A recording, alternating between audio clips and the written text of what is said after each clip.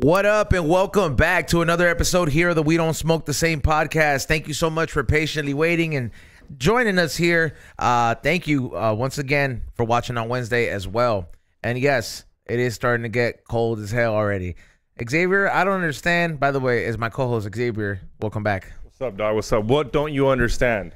How you don't get cold is like not a fat person. I do get cold. What do you mean? I got a fucking long sleeve under here. Oh, I didn't notice that. I didn't notice that. I was just like, fool, Xavier is like big. Nah, fool, I'm skinny. You know I get cold, dog. I get jealous of fools like you and Side Dick Eddie. Y'all fools be during the winter, one shirt on. You're not jealous of Eddie in the summer. Trust me. Yeah, I'm not gonna lie. In the summer, I do flex on you fools. Yeah. On you fools, I know you're gonna be sweating sometimes. The shout out to the AC though. I ain't never. That's on summer. I stay in the office, bro. Straight up, be like, hey, be real. He got the bill.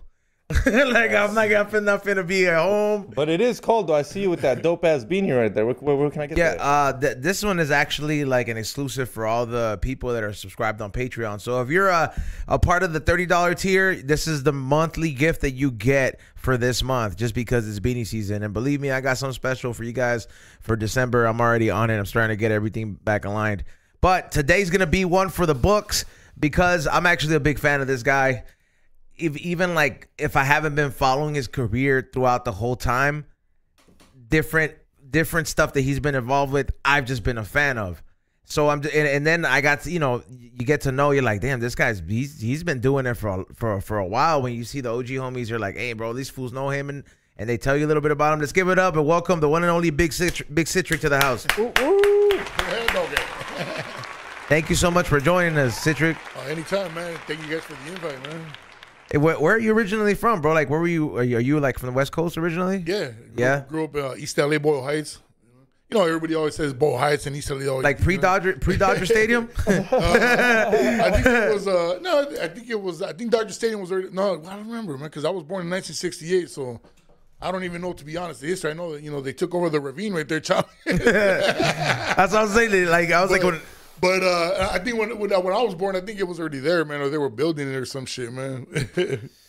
All right, and they finished building it in April 10th, 1962. Oh damn, yeah, that's cool, man. There, man. You know what? It's because there's like fools are still talking about that, like it happened like in 1980 and stuff. Like fools are all like, hey man, kick out the Dodgers. I'm like, look, fool, like it's kind of hard to tear down Dodger Stadium and say you're gonna build apartments again. That was something that if you didn't get it done in the first 10 years after Dodger Stadium, just ask for reparations, bro. Like, I saw some shit they were talking about that, though, right? The reparations that they were giving her, but there's only maybe like 5 people left. No, yeah, bro, they all got asbestos poisoning, bro. And at that point, it's pretty easy to hook them up. Yeah. There's 5 people left. The Dodgers can take care of that, and shut the problem down. Be like, yo, ahí está la casa. Yeah, real shit, man. Or they're gonna tell them fucking free Dodger tickets for life. They only got 2 years left. Straight up, man. That would be like a good way to hook them up. And we love the Dodgers, but the homie knows we have a soccer head and baseball head. Oh, no, yes. Yeah. So LAFC takes care of them. Yeah. For life, basically. That fool still has to pay for Dodger tickets. In Dodger Stadium, haz de cuenta. They don't even acknowledge Ni siquiera un pinche Dodger dog. Yeah, exactly. Not even a Dodger dog he gets from the homie be putting in work, man. You see him all over the place, man. When the World Series was on, he was out there in Texas and shit. But you know what? That's like straight up. That's somebody who really loves what he's doing, bro. It's like, because when you love what you're doing, bro, no importa rain, sleep, or shine. It doesn't matter if there's no sports games going on. He's like, lowrider charity, fuck it, vámonos. Yeah, he's there. He's like, put me the lowrider. So that's the reason you can't, like, him, especially like him being fellow raza as well, like you can't help but to be proud of the homie because he's really doing it, bro. Like, and he's done it for me, and I ain't big time, bro. He's done it for B. He's done it for Snoop. He'll do it for everybody just for the fact that he's just trying to put on, bro. Yeah, no, I mean, he's always showing everybody love, man. I mean, we did a couple comedy shows, with the homegirl Blanca from Sky Presents, and he was there with everybody's mug that was performing. He had everybody's mug on there, man. Yeah, no, he gets down. So he shows mad love to everybody, man. Nah, he keeps working, and then I mean, I gotta ask you, how was working during the pandemic? Because you worked like mid-pandemic. You were doing Ghetto Busters, right? Yeah. I mean, we were. Is that one, Martin? Martin was in there, one of the episodes. Yeah, he did it, yeah. That's right, yeah. He was on, him and my boy Phil Medina, they were on episode 3, I believe, I think two actually. What was the premises of that show? I mean, it was just basically like a spoof off of Ghostbusters, but it was like instead of hunting ghosts, we were just turning like fools from the neighborhood, from all hoods. They were just up to no good, just like fucking fools that were just all just doing no good in the hood, So we were going around just switching to be progressive. Okay, there we go. Fools that'd be more likely to be featured on Fools Gone Wild. That's a certain demographic. Like I bet you now there's certain rooms. Like if I was casting for a show, or if I was in one of these meetings, like and I were to be casting, to be like, hey, like there's say NBC's like, we're trying to get a show like this fool. What do we need? And like I would probably be that for be like, we need a Fools Gone Wild type of demographic. Put an audition for Fools Gone Wild type. Be like, and they're gonna be like, this never gonna work. And they'd be like, trust me, it's gonna work, and you're gonna get all the fools to show up. Yeah, like because it's like you can't just get fools like to just do anything because like if you sound too fancy for certain fools, they're not gonna go. Like no offense to all the fools out there, but it's just like. You know what I mean? It's like when they overdo it, they're just like, nah, está complicado. Right. Yeah, like People just like seeing funny, stupid shit, man. You know what I'm saying? People like to be entertained, bro. That's it, Hey, how did your start in show business like come about, bro? Because you go way back, bro. Like you for all the people that don't know, and maybe some of you guys might know this because you guys had big brothers or big sisters, or you had somebody in your family who let you watch this. Or maybe you just had a TV in your room, but some of you guys remember LA TV. And Channel 57 was where LA TV used to be at. And fool, LA TV I'm 33 right now, and I remember that was the channel where I would be flipping before Poor Man's Bikini Beach would come on. Like, you know what I mean? I would be flipping. Watch that shit too, bro. Yeah, dog. I swear, to this day, if I could find that, I hope he never got cut up for anything grimy. Well, I was just saying, I would interview him if he's not grimy. But what I'm saying, before Poor Man's Bikini Beach would come on, is that I would watch that channel because that was the first channel where I saw fools like Aquid. Who's the fool with the tube? Can I get away with you? MC Magic? Yeah, NB Riders. NB Riders. NB Riders. Like, yeah, I saw fools like that on TV. Yeah, and it wasn't like what you would consider prime time. Like, it wasn't what you would watch like Fox or anything like that, because that's where you would watch on public TV if you didn't have cable. Like, you try to watch like cool hip stuff. But I just remember that was the channel to go to. And how did that gig come about for you, man? Like, because you were the OG to have a first show before anybody was interviewing, before a No Jumper, before anything. Like, you were doing it, bro. How did that come about? I mean, around it was around I want to say around 94, 95. We used to have a show called Underground Flavor. Me and one of my homies, my boy Cashflow. It was on what was it called? It was called Buena Vision back then in East LA. It was public access. So we started right there, and we were just doing 2 VCRs in a little palm quarter, and that was it. That's all we were doing, like Mickey Mouse. That was the setup back then? Yeah, that we were doing. So because it was just on public access, but we were bringing interviews. I don't even know how, but we were getting hooked up. Well, then again, because we were doing music at the time, we had a group called Browntown Looters. So I want to say because of that, a lot of people knew us. So we were able to get interviews, like people, like rappers that were blowing up at the time, like WC and the Mad Circle and a couple other cats that were, that were kind of doing it. So you were rapping before you got this gig? Yeah. And then so that's why I really started doing music, and so around in 92 we dropped our first single called Dope House in the Ghetto as Browntown. So around 94, 95, we had a little break where we weren't doing nothing. So we got an opportunity. We got our own little slot. They go, hey, you guys want to produce a show? I don't like, but when you say that's where it started. When you say public access and you say it was nothing big, like I don't understand. Like when like public access, like what did that mean? Like it was anybody could just go film there? Okay, so on public access, it's like pretty much anybody could have their own channel there. You know what I'm saying? As long as you brought a show, and if people were watching. So basically, what it was the cable show or channel that aired where it was controlled by the cable station. So it was Buena Vision at that time. That's what it was called. Now it's called I forgot what it's called now, but it was Buena Vision right there, right on the on Eastern and by Eastern and man, I forget the other cross street, but the people that know, you know, they know it was Buena Vision back then, and it was all of East LA, Boyle Heights, and part of downtown, the outskirts of downtown LA.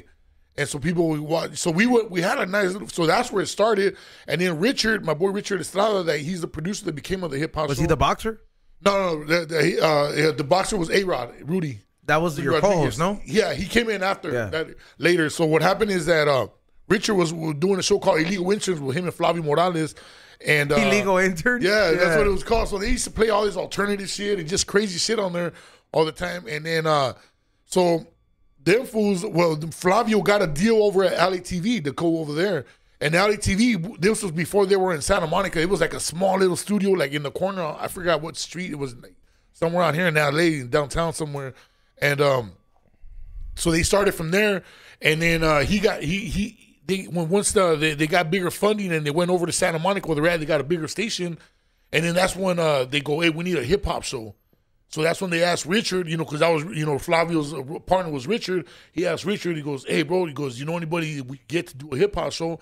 And then Richard goes, yeah, the homie Citric and Cash, they're fucking doing one over there at Buena Vision. You know, they got, it's public access and they got a cool little following and viewing.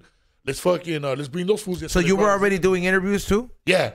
That's what I was saying. I had already interviewed like WC in the Mass Circle and Cam, you know. Independently, not with LA TV. Yeah, we were in LA TV yet. So that was like essentially your resume, huh? Yeah. And so that he showed them that and he goes, this is what they're doing off of 2 VCRs and a fucking pound quarter. He told them, and they were all tripping out. They were like, fuck, you know. So they figured, well, fuck, if they could do that, if we give them some equipment and, you know, and people that know what they're doing to edit and all that shit, we could do a nice fucking show. You see Netflix? When you watch High and Hungry, think about that, all right?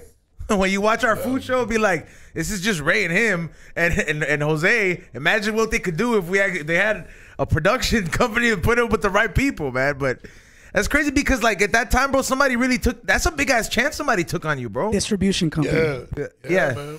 That, like, that's literally a big chance somebody took. And what year is this? This was I want to say around like 2000. Because we were doing Underground Flavor on the Buena Vision cable TV from 95 to like 97 or 98, something like that. And then after we stopped. But that's when, and then like in around 99, 2000, that's when Richard approached us and asked us, hey, goes, hey, you guys want to do a hip-hop show, a TV show? We're doing you know, let's just, you know, we really didn't have no direction, but we were like, but we want to kind of go base off the concept you guys already have, so to speak, like that. So this is kind of like they're asking you to like what were they going based on, like with TRL or something like that, like they were kind of like, okay, so in the beginning we had our own like format, you know. We were kind of more like, I don't know if you guys remember The Basement. It was on BET. Yeah, I do remember The Basement. It was a rap. They did raps, no? Yeah. So it was kind of like that, but you know, we were on location. We were out, you know, filming like a street team kind of. Yeah. So and we had videos. We didn't even know what we were doing at the time either. But we just started hitting up record labels and we started hitting up artists for their videos. Like, hey, we got this cable show, and we would show them what we had, and they were like, we would love to air your videos. And the motherfuckers just started sending us videos. Next thing you know, we got like major labels sending us videos and shit. So we're like, fuck it. We just started doing that. And that's when it started kind of picking up. And then around 2000, that's when they hit us up for LA TV, and they called us in for a meeting. And we went in and they broke it down for us, and then the next thing you know, where they put us on the payroll, you know. And so they brought us part of the team, and they would just do what you do, man, because we didn't have no idea what we were doing. We didn't know what we were doing, you know. So we were just going off of our format, but we didn't know what they wanted. But they kind of wanted what we were already doing, you know. So they were just like, yeah, but we're just gonna, you know, just better quality, obviously, you know. So we're like, fuck it, let's do it. And now, what about the rapping? How, like, when did you start that? That was around I want to say like 89, like 88, 89, dog. You know, like I was bumping a lot of NWA and KRS-One and Beastie Boys, you know, and fucking you know, the Doc, you know, DLC, and just all this shit that was just fucking coming out, man. And I just, you know what I'm saying, I wanted to do it, man. But when I started doing the beginning, a lot of, the homies, didn't believe it, because they were like, why are you doing all that black music for? That's all.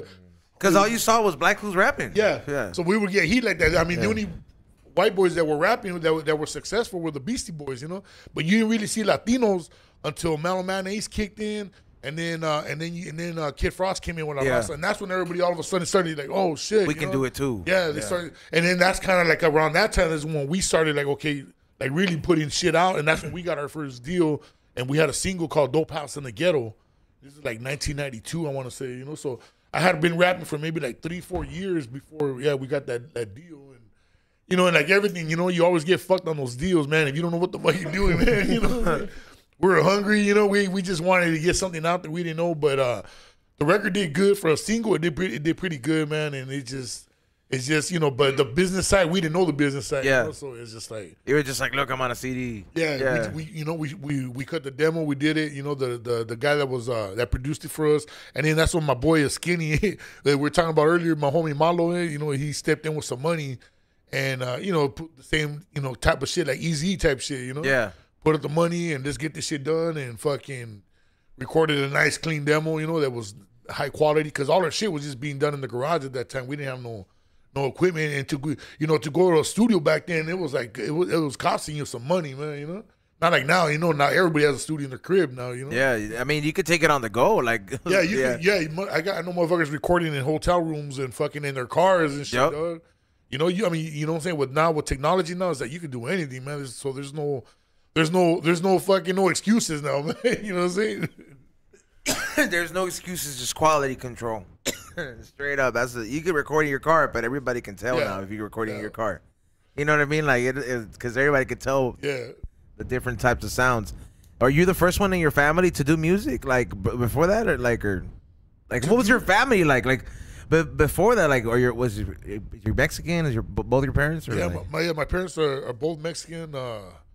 It's like it's like music like flows in the family. Like my dad was a charro, and he used to make. What is that? The big guitar? He used to sing. But he was a charro, like he'd go out and sing, and then he would make horses dance. He had like a fleet of horses. Oh like shit! Vicente. Your dad was one of those? Yeah, like rodeo fools. So in East LA they do the. You would know that, you fucking paisa as fuck, bro. Yeah, like my mom from Jalisco. My mom from Jalisco, los charros. Yeah, it's they dress very fitted. It's not. It's those ones are the players, huh? Yeah. My dad was from Zacatecas and shit too, and his primo hermano was Antonio Aguilar. Wow. Damn. Yeah, so I guess he's my, he comes out being my uncle and shit. And then on my mom's side, we Banda El Recodo, that's all my mom's family, Lizárragas.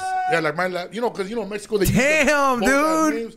So I don't know. I guess I get the musical side from that or whatever. But my mom, one of my aunts always wanted me to do banda shit. But I just never got into. You never thought about singing Nieves and Erros. I just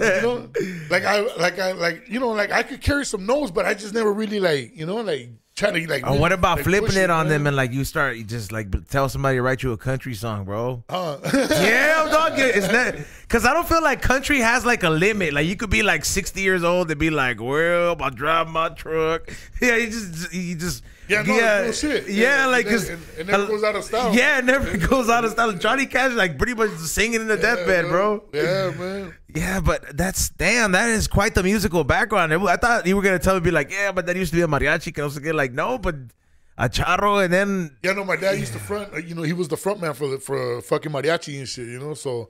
And then on top of that, he was big into the roping horses, the whole fucking rodeo cowboy shit. Like the Tapatio guy. That was my dad. Yeah, that was my dad. Like he was totally So did you they would book him every year to do the parade that goes through East LA Boyle Heights, the September, the Independence of Mexican Day. And so they would book him every year, and he would bring all his horses, and they do the whole parade thing and make the horses. So your dad so you grew up with horses and stuff? Yeah. Yeah? You know how to ride a horse and stuff? Yeah, I haven't rode a horse in years though, but yeah, I could ride a horse, man. Yeah, so I had to jump on one. But that's a big ass horse. In East LA though, con caballos? But they used to bring him for the parade.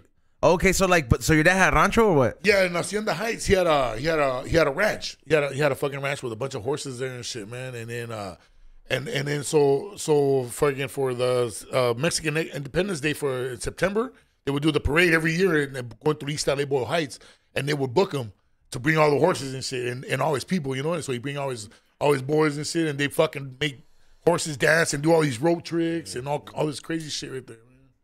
Damn, that's wow, man. That's really quite the background, bro.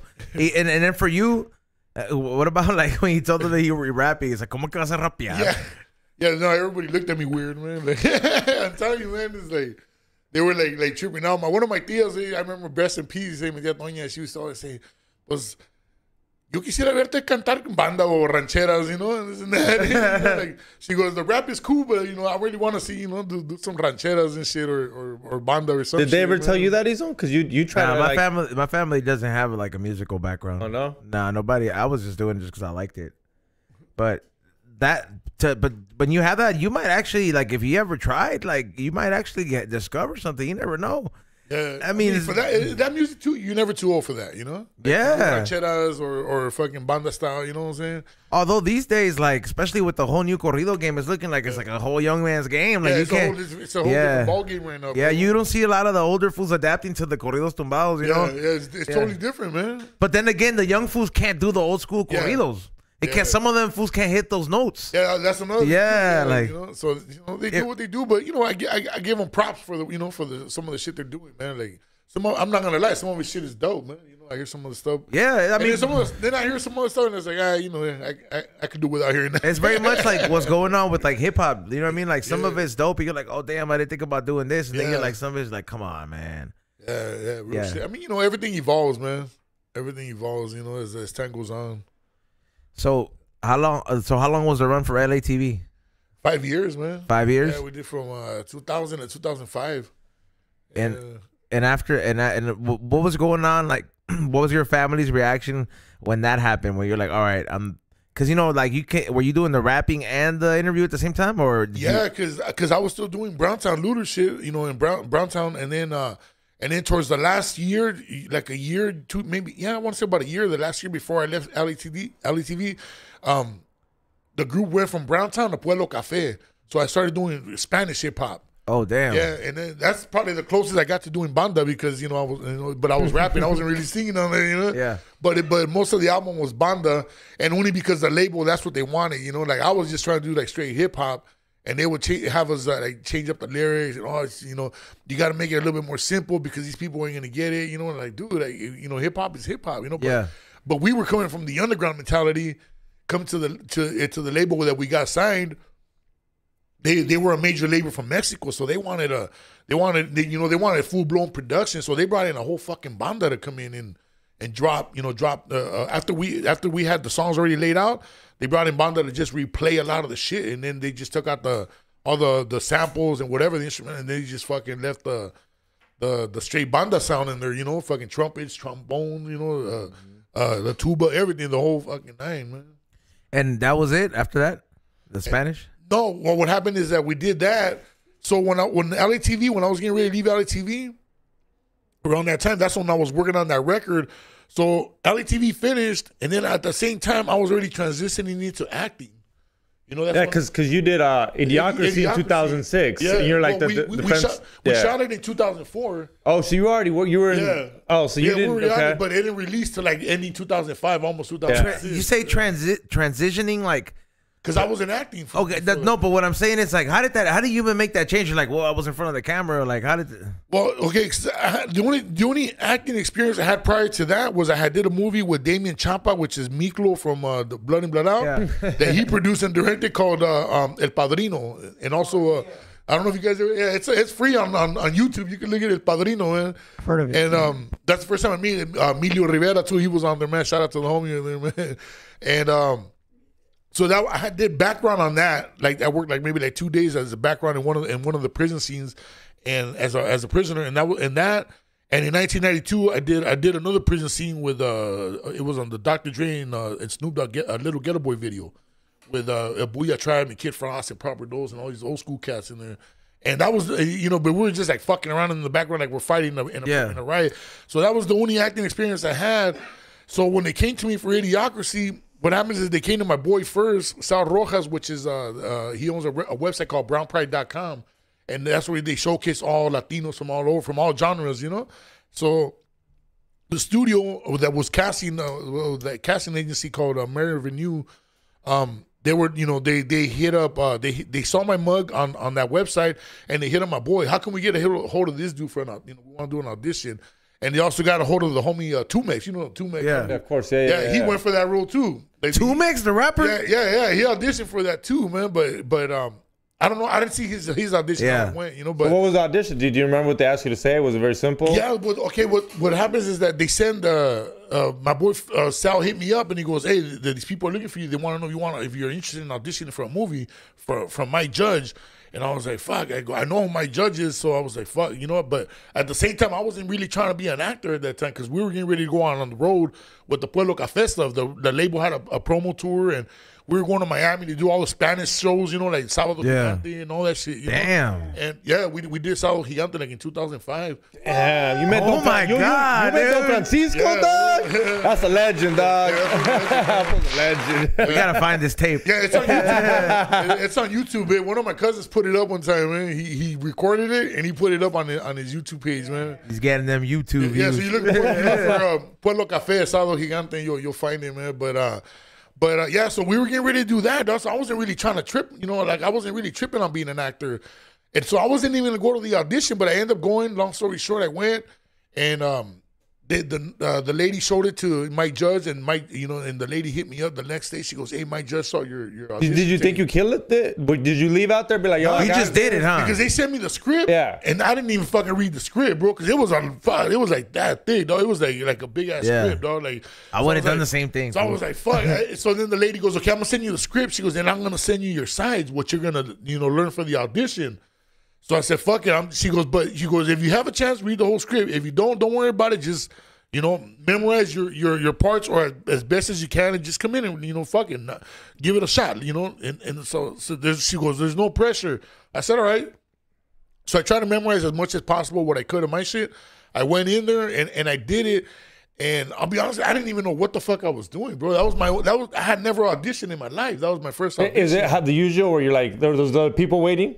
There was people in the They call your name. They were like, Anthony. Yeah, you're like, all right. Yeah, and I had like two homies of mine with me. Rest in peace, my rap partner Brown Weddle, he was with me, and then my other boy Ace. And they even had those fools read for a couple other characters. Malo wasn't there? Nah, he wasn't there. But they even had those fools read it. They go, "Hey, you guys want to read it? We got a couple of roles here if you guys want to do it." They were like, "All right, fuck it." So they read, but they didn't get it? No, they didn't get it. Yeah. So the lady calls me the next day, and that's what she told me. She goes, "Hey, Mike just saw your audition tape, and he was fucking rolling. And he wants to do a one-on-one audition with you. He's coming in, and he's coming in from Texas. He was living in Texas at the time, so she's like, he's coming in from Texas in a couple of weeks, and he would really want to sit down. He wants to sit down and read with you." I was like, "Well, fuck it, I'm down." So he came in, I read, and then he had me read for a couple other characters. And then we talked, and we just chopped it up a little bit. This is for Idiocracy, right? Yeah, for Idiocracy. And then he just told me, he goes, well, it goes, I think you're funny, man, but, it goes, well, we'll give you a call, man. That was it. He goes, we'll give you a call for anything, and all right, cool, man. And I shook his hand, and I knew who he was because Beavis and Butthead, So I was just like, like pumped up, just because of that. I was just like, fuck, whether I get it or not, I was just happy to fucking meet the dude, And 2 months later, I got the call. Like 2 months went by, dude. I totally forgot about it. I wasn't even tripping on it no more, And 2 months went by, and I remember I was getting ready to go do the hip hop show on LATV, and I get the call. I was across the street having lunch before I went to the studio, and then I get the call, and he goes, "Hey, you got the part. This so and so and you got the part." And I was like, it wasn't registering because I was fucking eating, dog. I was right in the middle of eating. But and then I asked the lady, "What part?" Or, what are you talking about? And she goes, "For the movie you read, for the Mike Judge movie." And like, oh, fuck. You forgot about it completely. I totally forgot about it. Yeah. I was like, oh, because that was like 2 months, like 2.5 months almost. And I was like, oh, fuck, that's crazy. And then she started throwing me all this shit at me, like, okay, this is what you're gonna get paid. This is what they're offering, this and that, and then you're gonna go to Texas for a month, and then you predict. But she was coming at me with like, I didn't even know what the fuck was agenda. Going on. Yeah, dog. And I didn't, and I had no representation. The only manager I had was music, but that fool he goes, I don't know nothing about that side of the music, Yeah. But the thing about Mike Judge is that he's a fair dude, man. You know what I'm saying? So he got me paid like right, you know, like they weren't like on some bullshit, you know. Yeah. Like he took care of me like right, you know, and so I was just like, he didn't look at you as like a come up. He's like, you know, because a lot of times, you know, they like, well, this was a new boo, you know what I'm saying? A lot of fucking people. He'll do it for $2,000. Yeah, exactly, you know. So you know, trying to pay you like a Power Ranger. Yeah, exactly, dog. You know, because you know those fools got done dirty, dog. A lot of people don't know that. Like those fools got like 500 per season or some shit like that. No residuals, no residuals. And they were working their asses off, man. They were working it's in the 90s. They full. But so I got a question. So you do Idiocracy. Yeah.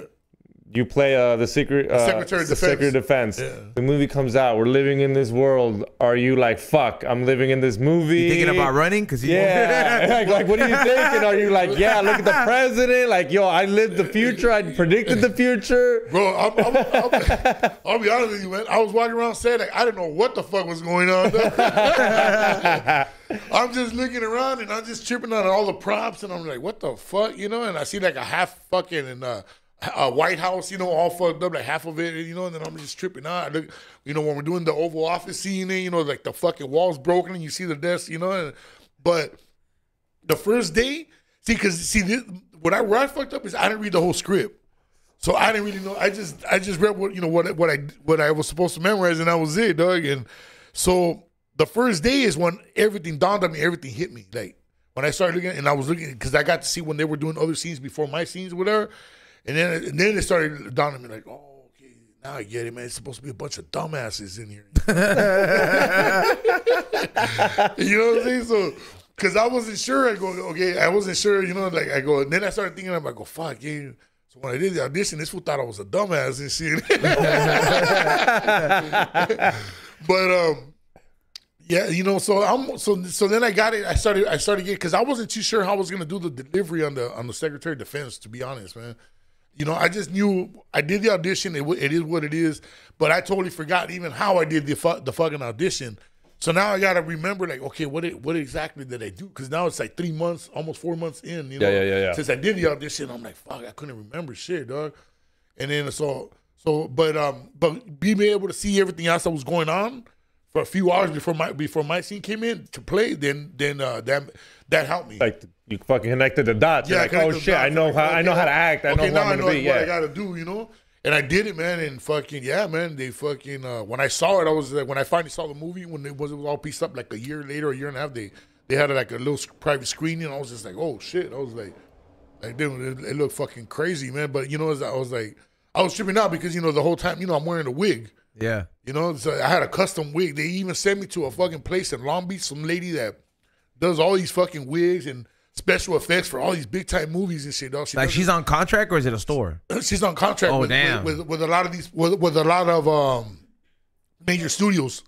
Like, you know, major studios, and she works from home. Her whole, she had, like, I don't know if she's still doing it or not. But at that time, she had, you know, her pad in the front, and then she had another house in the back. That was, the whole house was just a fucking studio for special effects. Yeah, she's probably like one of those people, because it's like for horror movies, like all those people that know how to make teeth and know how to make eyes, those people work nonstop. All day, though. Yeah. So that lady was working on multiple projects. So all day without she would come out in the morning and fucking, and that was her daily routine, dude, and just fucking, just working and just creating shit, dog, you know. But I was tripping out, dude, because she had to measure my whole head, you know, and then they got the wig, and then when we got on set, I remember I had the goatee, and I remember I got into it with the lady, with the makeup lady, when they put on the wig, and now they're trimming up the wig like I'm getting the haircut, dog, you know, like the way they fixed it up, and so now they're trimming it all up.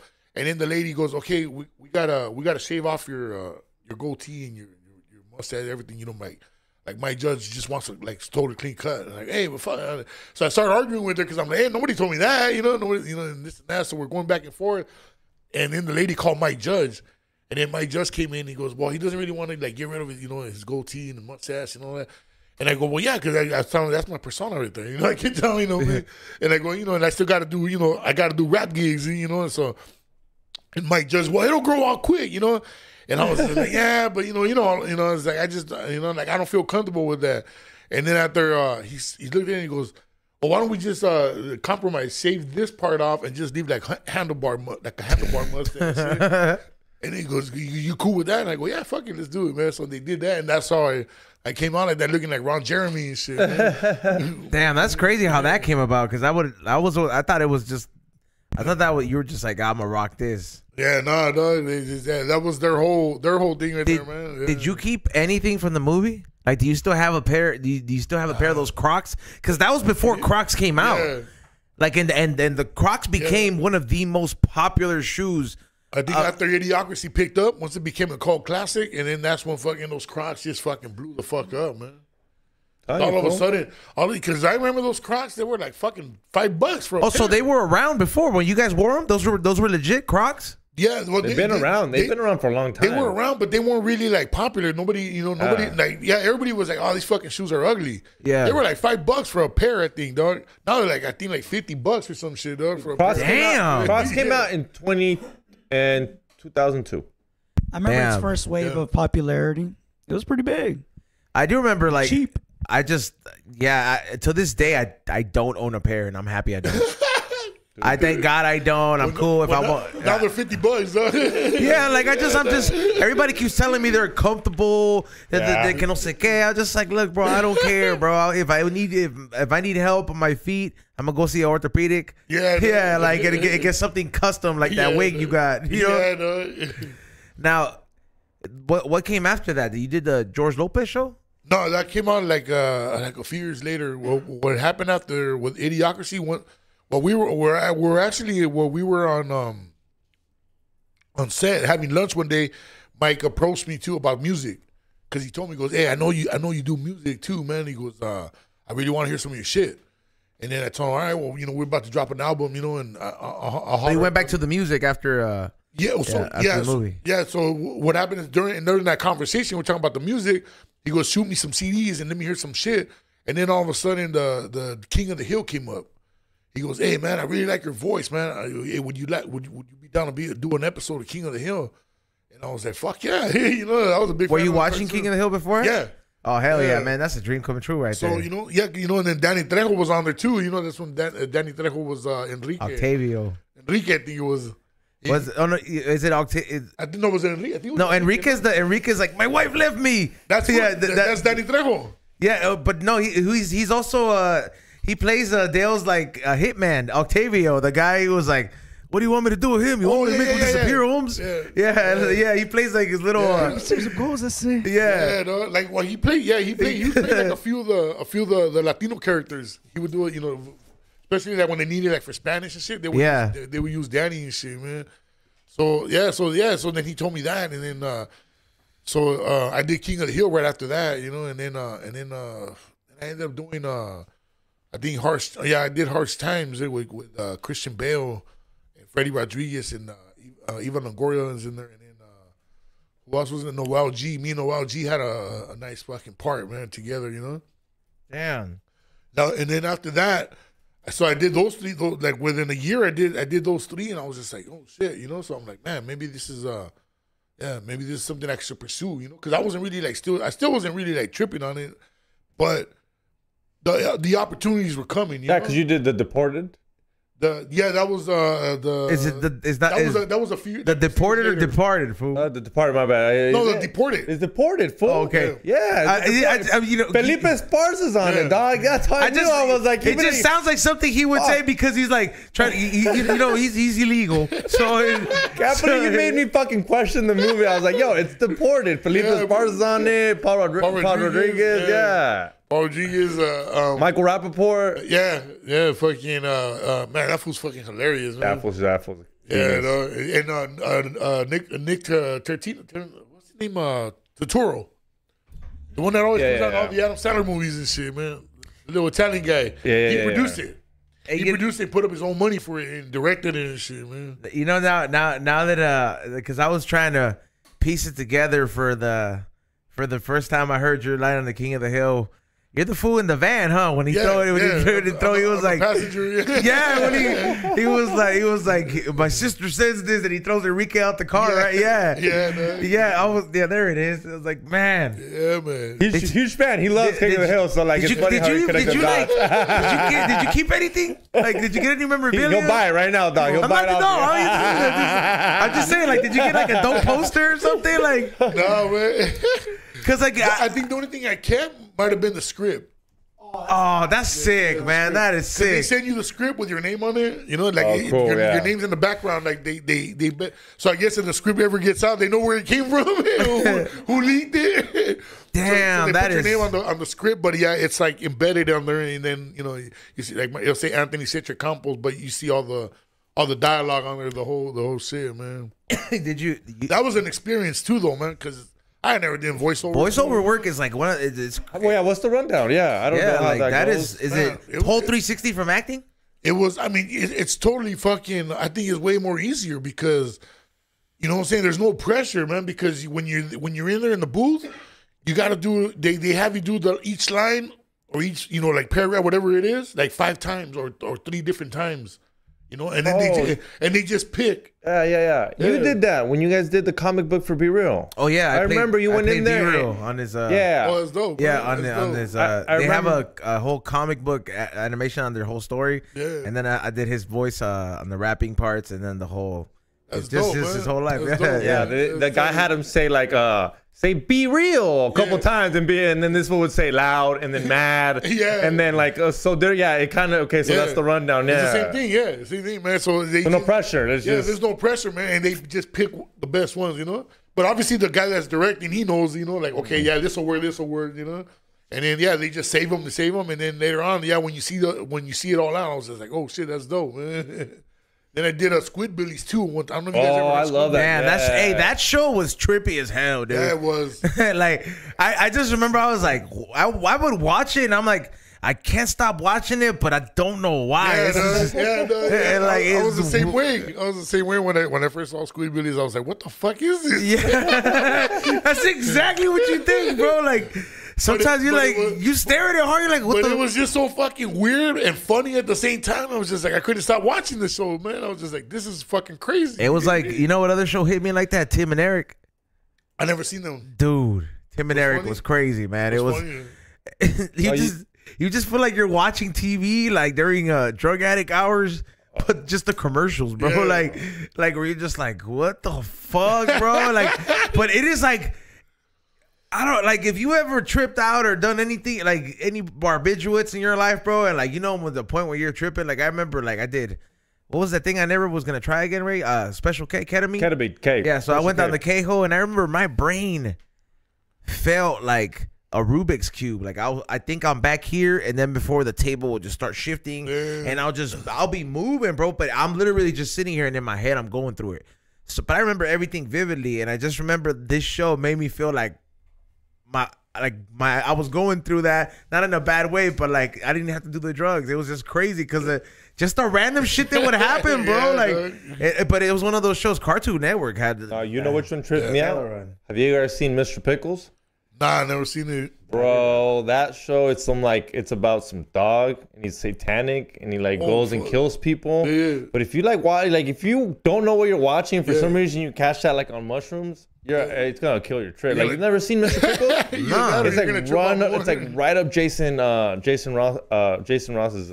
I gotta send you clips. What are they airing on? Adult Swim. Adult Swim? Yeah. I was like, sounds like some Tubi shit. Yeah, it's a crazy show. Well, fuck, now everything's going on Tubi too, dog. Hey, dude, this shit on there now. Honestly, man, okay, I know what you're talking about. Yeah, Mr. Pickle. I haven't seen it though. Oh shit. This one right here? It's a little weird. I don't like that whole little crazy. I don't like that whole little Windows 95 way of animation. You know what I mean? I just can't. Like if it looks like you made it on the little Paint app, you know what I mean? Like I just can't, bro. Like it just looks a little bit too weird.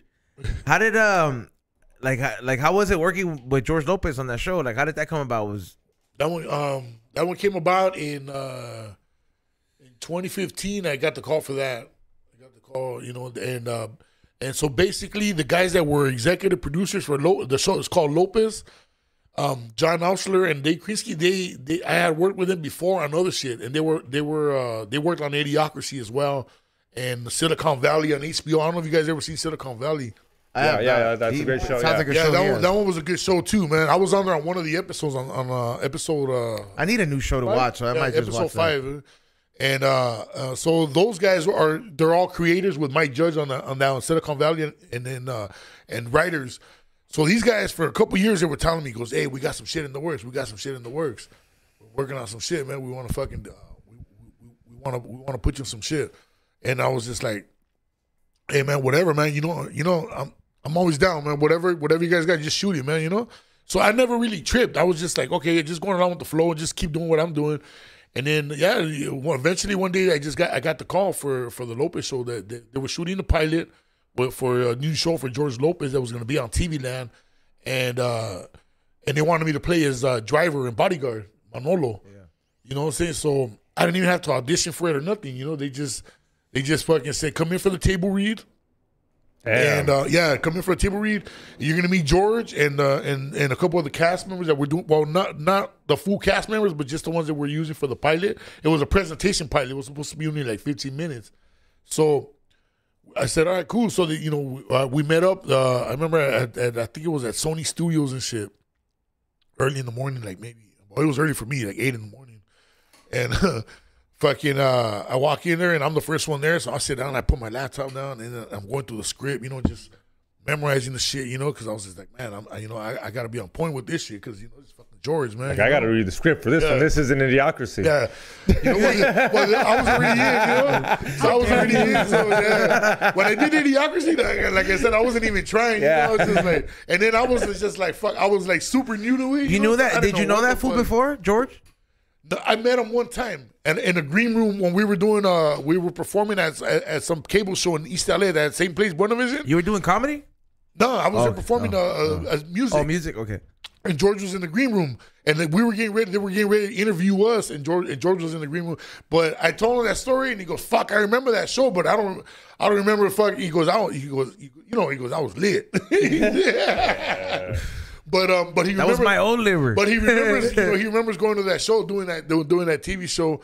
But that day, it was almost like like meeting, like for the first time, like I'm meeting, you know, like again, you know, like, and like obviously I knew, like I go, this fool ain't gonna remember me from like 10 years or 15 years back, you know, and it was just like a quick, you know, in the green room. So I go, I don't think he's gonna remember. So I didn't even bring it up at that time, but He walks in and he has the shades on, the dark shades, you know. And I remember he's looking around there, and then he sees me and he fucking picks up his shades. And then the producer and the writers introduce us, and then he goes, "Hey George, this is Anthony Citric. He's gonna be Manolo." And then George just took off his glasses and he looks at me, he just fucking sizes me up, shakes my hand, you know, and he goes, "All right, let's get to work." And you know, you could tell that fool, you know, he was coming from a night of some, you know, he must have had a hell of a night, dog. You know, he was a fucking party, man. But he was up there early, man. So we did the reading, and I remember after we did the reading, he turned around, he looked at me, and he fucking went like that. And he goes, "Hey, the way you read right here, man, I need you to read like that in the next room." And I'm like, what's going on?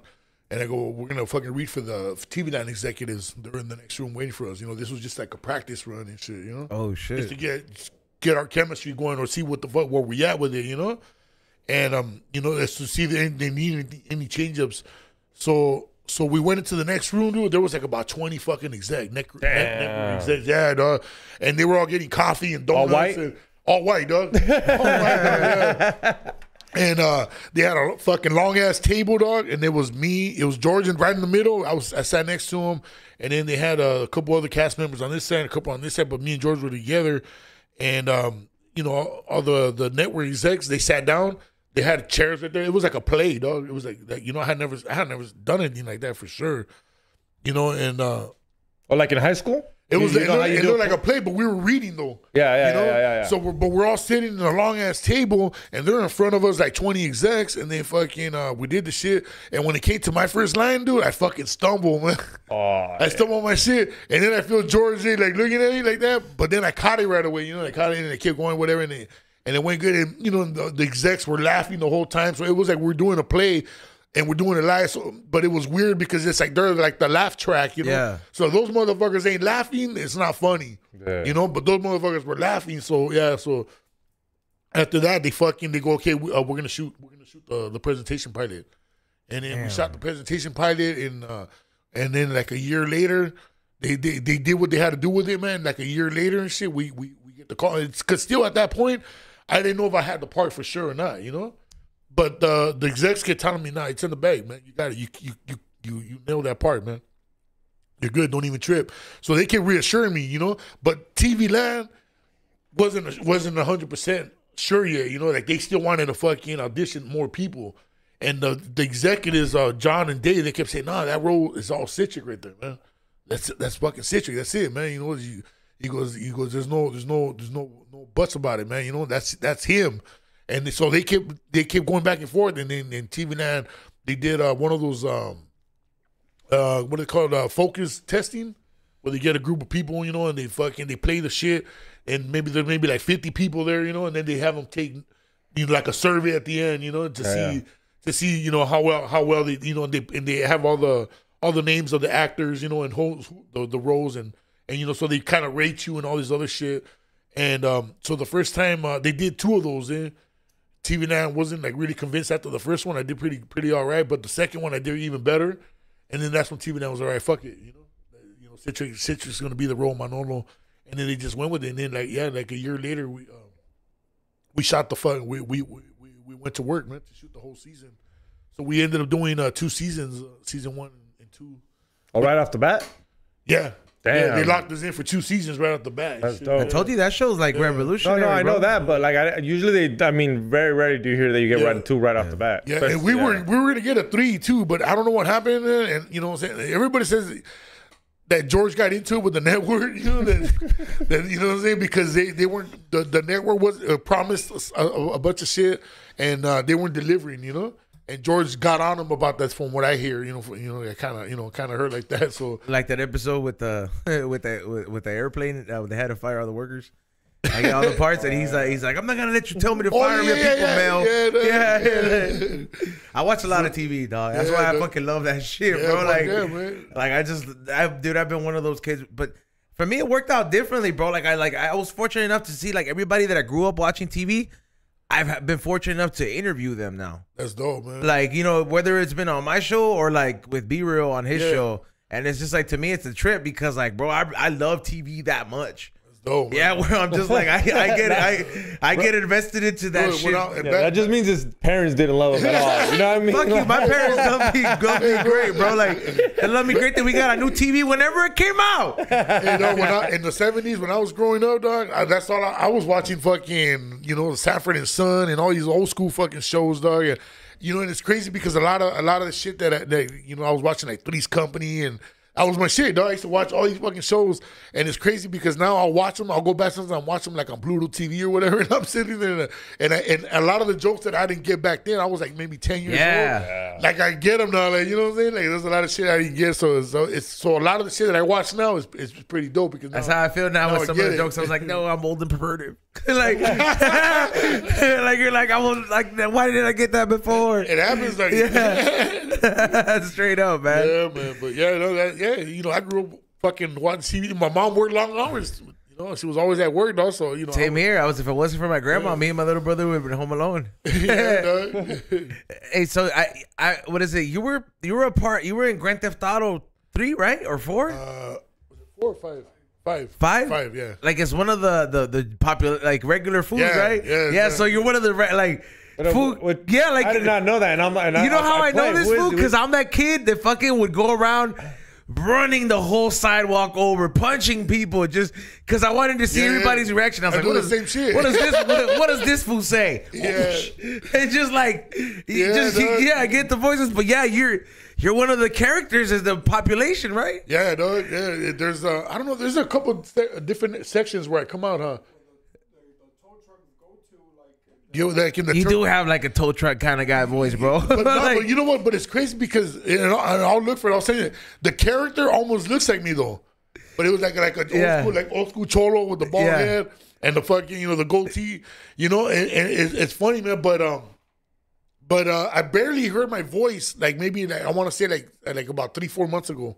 I've been playing the fucking game since it came out, dog. Yeah? Yeah, I've never heard my voice, but all kinds of people always tell me, "Hey, bro, I heard your fucking voice, and I know it's you, man." Yeah, because Grand Theft Auto, and yeah, that's me, doggy. Because if you explore, like I'm telling you, you have to be that kind of player, like to enjoy that game. Like that's the reason, like I have to stop myself from getting invested into a game, because when I get invested, bro, like I get invested, bro. Like I'll see every crevice of that map. Yeah. I'm like, oh, I'm being chased by the cops. I know where to hide. Yeah, like I know where to hide. I'd be like, you gotta go by the docks, go inside the building, get on top of here, and just scope everybody out. Yeah.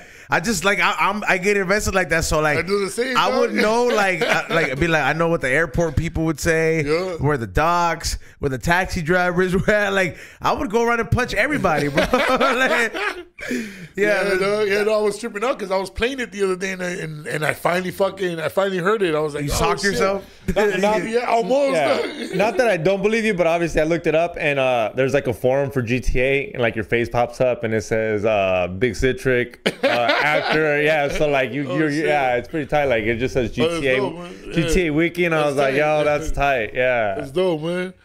How'd you get that? Like, how'd you get into GTA? Because that's a whole different venue. I got that through with my boy Manny Jimenez from Suspect Entertainment. I don't know if you guys are familiar with Suspect Entertainment. Not too much. So right now he's working on a series, you know, that's about to come out. You know, it's based on his life, how he broke into Hollywood.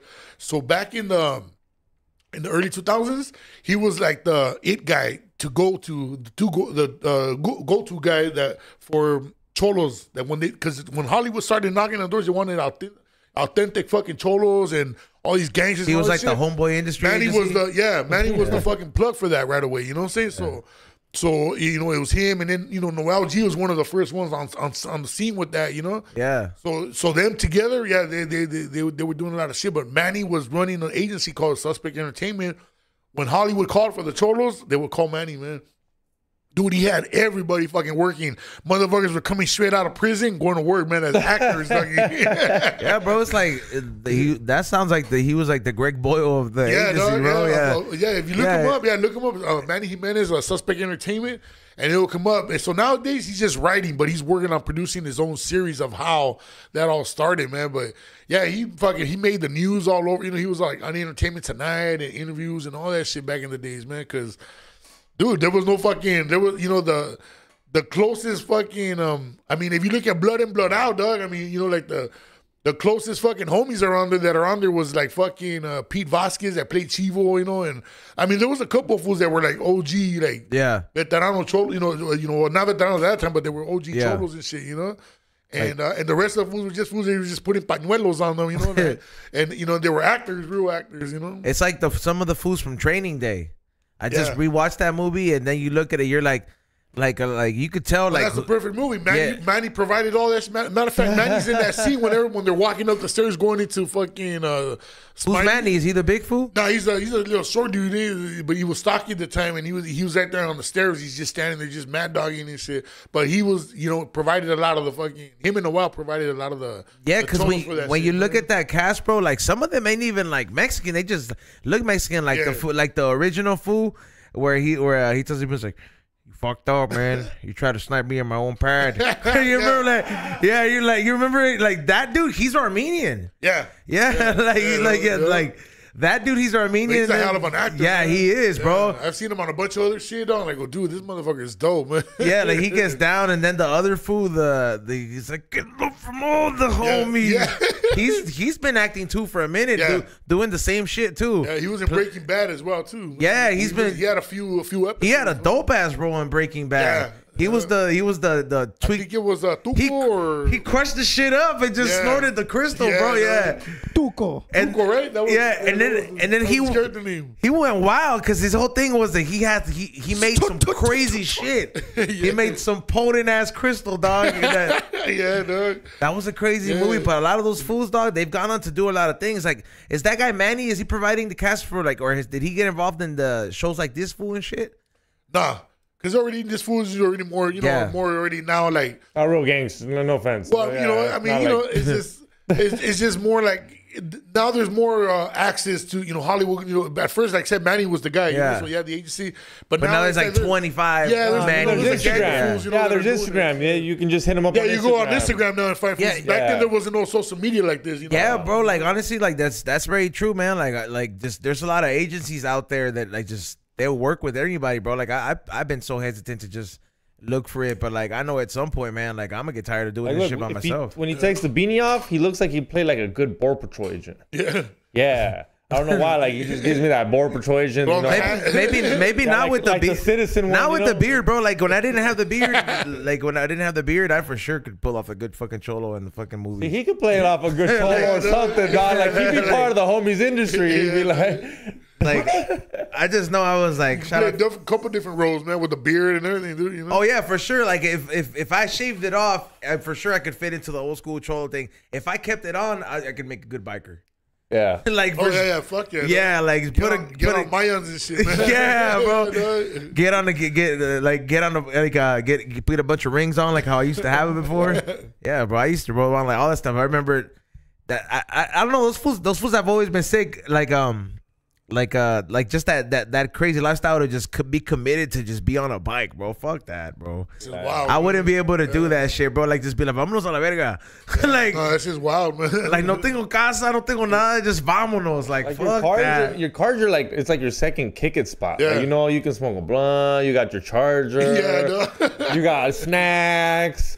You got it in your fucking bike. You can't do shit other than But that's why a lot of these fools they get the ones with the side bags on. Yeah. So they can put all this shit in. I see one fool where they had a little one of those igloo coolers in there. Yeah. And then like how like I mean in the movies they portray that like they sell drugs and shit. Yeah. Where do you put the stash? Like where do you put like you only said the cops look for I don't real quick, dog. Yeah, exactly, man. Look for like the way bikers get down, bro. Is those fools are smart, dog. They literally took up from like the big guys, bro.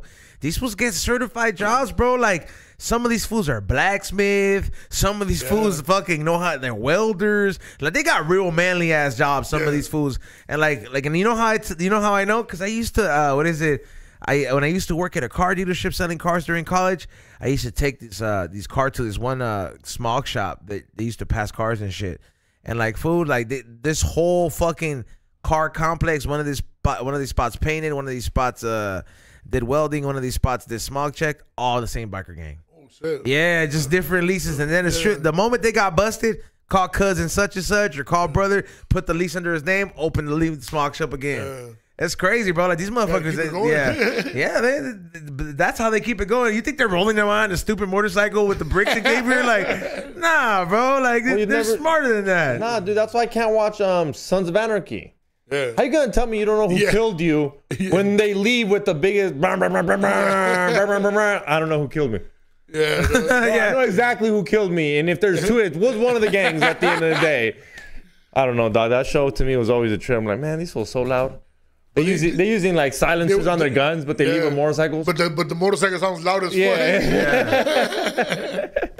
What do you have such a big resume, just in general, bro? And it's like not a lot of people have the I guess the variety on their resume like the way you have. What has been your favorite venture in your career? Oh man. Or one of your favorites where you're like, damn, this one was actually pretty memorable to me because. As far as the just anything, voiceover, man. I mean, acting. The voiceover stuff is dope because there's, like I said, there's no pressure, man. So that's, man. I've always said, man, if I could do that full time, man, I'd be doing that full time, man, because that shit is like sick. But man, I mean, just man, I can't really say, I have like a favorite thing because I've had different phases in my life, dude, and every phase has just been wild, man. I always say my life is like a roller coaster. It's up and down, but I'm still hanging on, So I'm just in general, man, I just enjoy everything, man. Everything I've done, man, from acting to music to voiceovers, to just fucking the whole 9 yards, man. I wouldn't change anything, I wouldn't change anything. I would just keep doing, Yeah, you have like a very like just like a kind of like a like I'm here for the ride. Type of vibe, bro. Like we're just like it's always been my attitude, man. Like, you know, like fuck it, we're gonna go in. Let's just go in all in. yeah, like You know, it was a down ass homie. Well, Yeah, I mean, like do you have any projects that you maybe give us a little sneak peek or something? yeah. Or- You said you that well. I mean, I don't know. Okay, I'm not gonna say you said. I'm not gonna say you said, but I told you that I had read somewhere that I had heard the King of the Hill. It's kind of in the works. yeah, they're bringing it back. They're man. bringing it back. Bringing back King of the Hill, man. They're doing the reboot. But now it's like, without giving too much detail, you know, obviously, you know, it's like 20 years in. Can you go Patreon with this? yeah, he's been. All right, yeah, all right, keep going. My bad. Keep going. My bad. Keep going. I mean, dude. First of all, Cotton's been dead. He died in the last season. No, yeah, definitely. No, he's too racist. Like, let's be for real. You can't bring Cotton back in these times, dog. Can you imagine he comes back as a ghost? It's like, clean up, woman. Clean up. Oh man. Then he taught Bobby woman's work. Oh my God, dude. They call Hank the principal. That shit was the best, dude. But all right, so I mean, I hope Hank's still alive. He's probably old as hell. Nah, Hank's fine, right? No, he's fine. Yeah. So they're older? They have to be, bro. So everybody's older, man, basically. Damn, they drew him older? Yeah. That's tight. Dude, I thought Bill Dolce I hope was... Bill fucking finally finds somebody, bro. Like, Bobby sounds the same though, you know. I got sad because that show showed you some real shit too.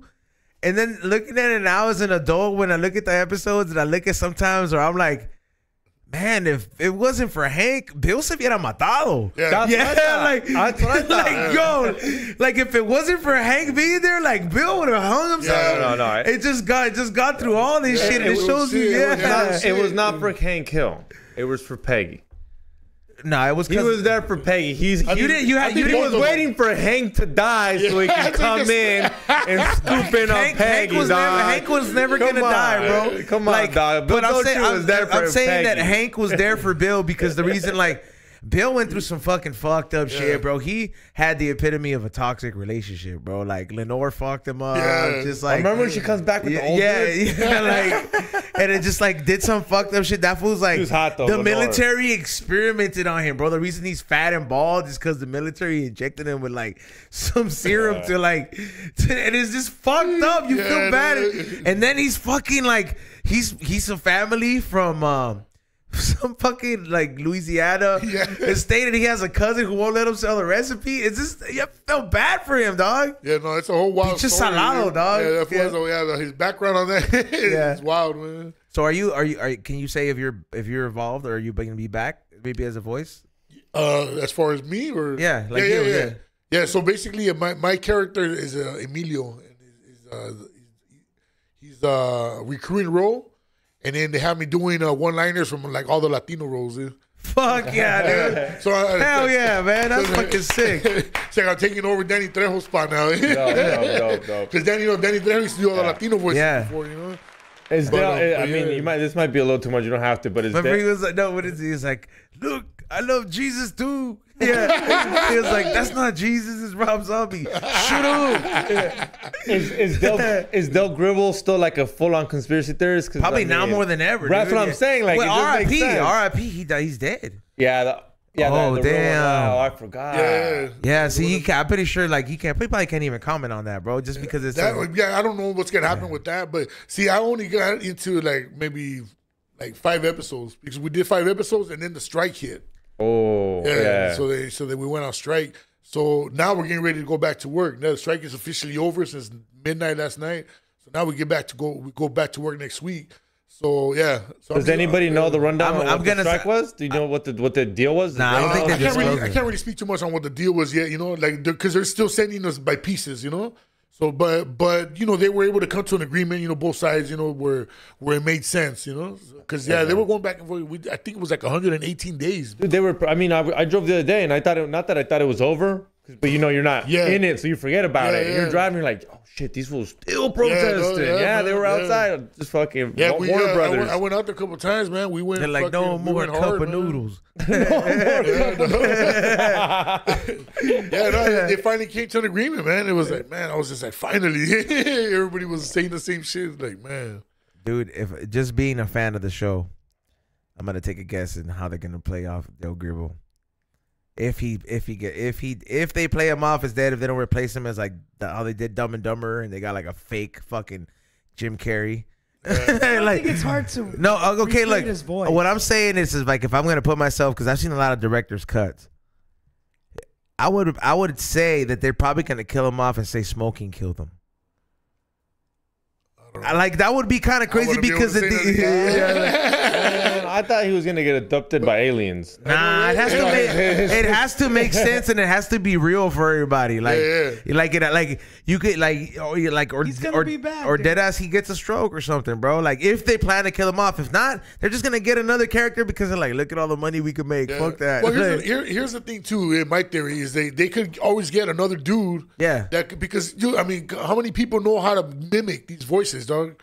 You know what I'm saying? So it's like they might just get somebody else to fucking just step in. And especially with like it might sound a little bit different. It might sound exactly the same. You just never know. You know, that's what the auditions are for, obviously. You know what would be crazy? Especially with like TikTok and YouTube and everything, bro. Dude, somebody could just. There's probably hella videos already. There's probably hella videos already. You know what would be crazy though? Like in like Adult Swim type of King of the Hill. Yeah. Dill walks in on John Redcorn banging his wife, and he shoots everybody. Everybody dies, dude. That would be like on a panverse, multiverse vision where like Del Gribble finally finds that his kid ain't his, dog. Why don't you type that in fucking AI and see what it draws up for you, bro? Yeah, bro. See what it draws up for you. That to me was such obviously a conspiracy in his own world that he didn't know his fucking lady was getting boned by the masseuse. Just by looking at the kid, it was so obvious. Like, fuck. Yeah, I know. I was like, that fool's hella dark. What the hell, bro? Like, ¿cómo no se da cuenta and shit? Yeah, man. But it's gonna be funny though, man. From what I've read so far, you know what I'm saying, without giving too much detail, it's gonna be funny. Cause I read it and I was like, oh shit. Are you this is like some genius writing and shit, man. You're cool with like Mike like that, like where that's tight. Yeah, man. we've ever since Idiocracy, we've always maintained contact because I work with him on a couple other projects. So we've always maintained that contact, whether it's twice a year. We always, text each other or call up. Something comes up right away. Something he knows that I could fit the part, he'll call me right away. Like that's what he did with the reboot with King of the Hill. He goes, dude, what a coincidence. He goes, I was just watching one of the episodes, the old episodes. But you're in it, you come up, and I go, fuck, Citric. And that's when they call me. He goes, I think he'd be perfect for the role of Emilio in there. Nice. And now, are you the only one? Well, now you said you're like, instead of Danny Trejo, but that's fucking. Danny Trejo did an amazing job too, man. He was just like dope. Yeah, but I mean, I imagine dude's like hella he's the one. He's the fool that's crazy Danny Trejo. Fact, I think he's the one fool that's died the most time in movies. Yeah. Like he holds the record for being killed so many times. Remember, was it Breaking Bad where they chop off his head? Yeah. It was Breaking Bad, huh? when they chop off his head and he's on a turtle. That was classic. Yeah, that fool's been because he's done a lot of movies, but there's also been a lot of not no good movies, Yeah. Yeah, like those kind of movies that you'll see on Canal 22 and shit. Well, because here's the thing though too, man, is that when you're in the stages where you're fucking working and you're working, and then sometimes you don't even know what's gonna be good and what's not gonna be good. You know what I'm saying? And you're just taking jobs because you're living off of every money you get, counts. So you're taking all these movie roles if it makes sense, you're taking them, but sometimes, but at that time, I've been in some movies where fuck, the script was dope, but then when you saw the final product, you're like, what the fuck, so you just never know what the fuck you're gonna get unless you're working with somebody that you already know. Say an example, Mike Judge. Everything he does is gonna be fucking dope. It's gonna make money. It's gonna fucking get out there, So was there one where you were like, this is gonna suck, and then it was great, or one where you were like, this is gonna be great, and it fucking sucked? Yeah, there's been a couple where you're you expected something, I expected fuck, this is gonna be dope, and then you see it when you go to the screen, you're like, fuck, this shit is pretty booty up, I thought it was gonna be better, I expected way too more, So now it's I don't even expect anything, dog. I just whatever, how it comes out, and I'll see it when I see it, and it is what it is, But I'm the hardest critic on myself, I can't really see myself when I go to screenings or shit like that. like I'll watch it, but I really, you know, like you're not watching it. You're kind of because then I'll start like, man, I know I could have did that better. I should have said it this way, you know, and all this shit. But at the end of the day, the director has the last fucking word, and it's if he's feeling it, he likes it like that, then hey, then you're fuck it. It is what it is, you know. Hell yeah, man. Man, now what are you currently doing now? Like, are you currently working on any, like, now that it's over, like you have auditions lined up? Yeah, Yeah. I just got called. I just got called yesterday to go back for King of the Hill, you know.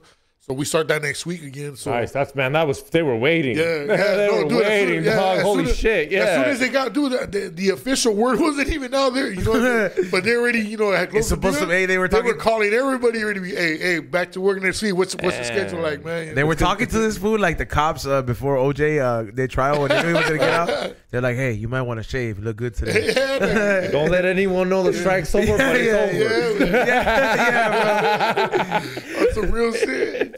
But we're developing some other shit. We're producing, you know, me and a couple of my peoples, you know, we're working on our own stuff too, dog. Like, you know, just creating content, just having it ready, man. We got some people, some major eyes looking at some shit that we just shot recently, and you know they're like fucking super supportive, man. And because they go, hey, we see something here.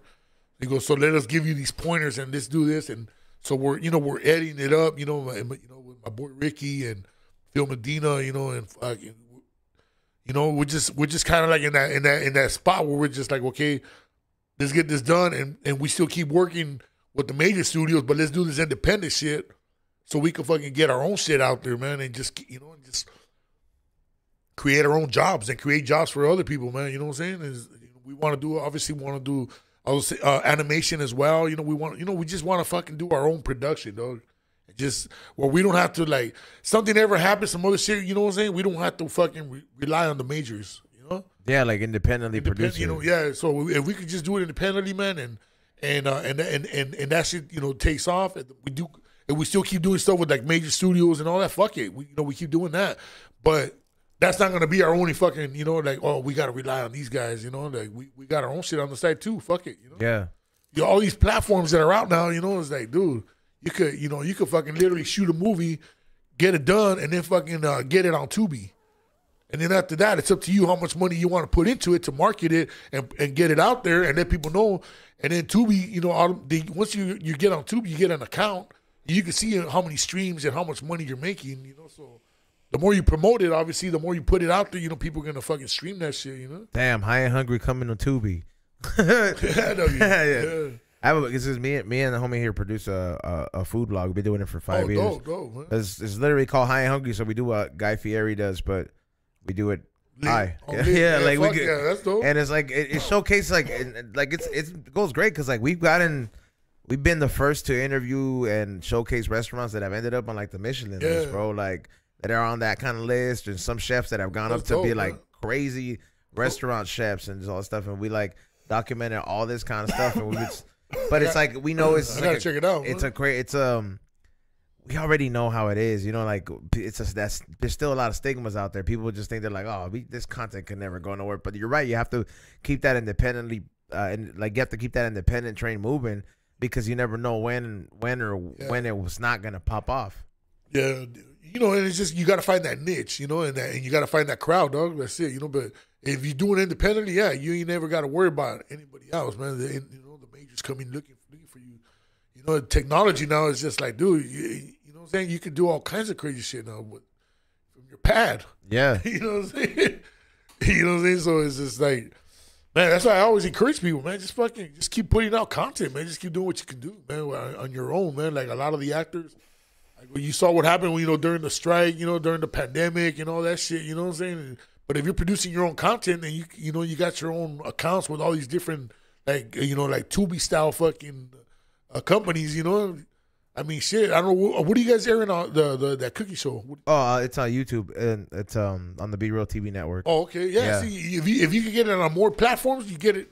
Just keep expanding, dude. It's like, dude. Oh yeah, we're now that I didn't know that's how like Tubi ended up working. No wonder there's a lot of like, what is it? School project type movies on there. There's all kinds of shit. But now they got all kinds of fucking like Idiocracy's on Tubi right now. You know, Idiocracy, that other movie I did with Christian Bale, Harsh Times, That was on Tubi. I'm like, my boy was telling me that goes, dude. Harsh Times is a crazy movie, dog. Yeah. It's crazy. Have you seen that movie with that? Never seen it. Have you seen it, Ray?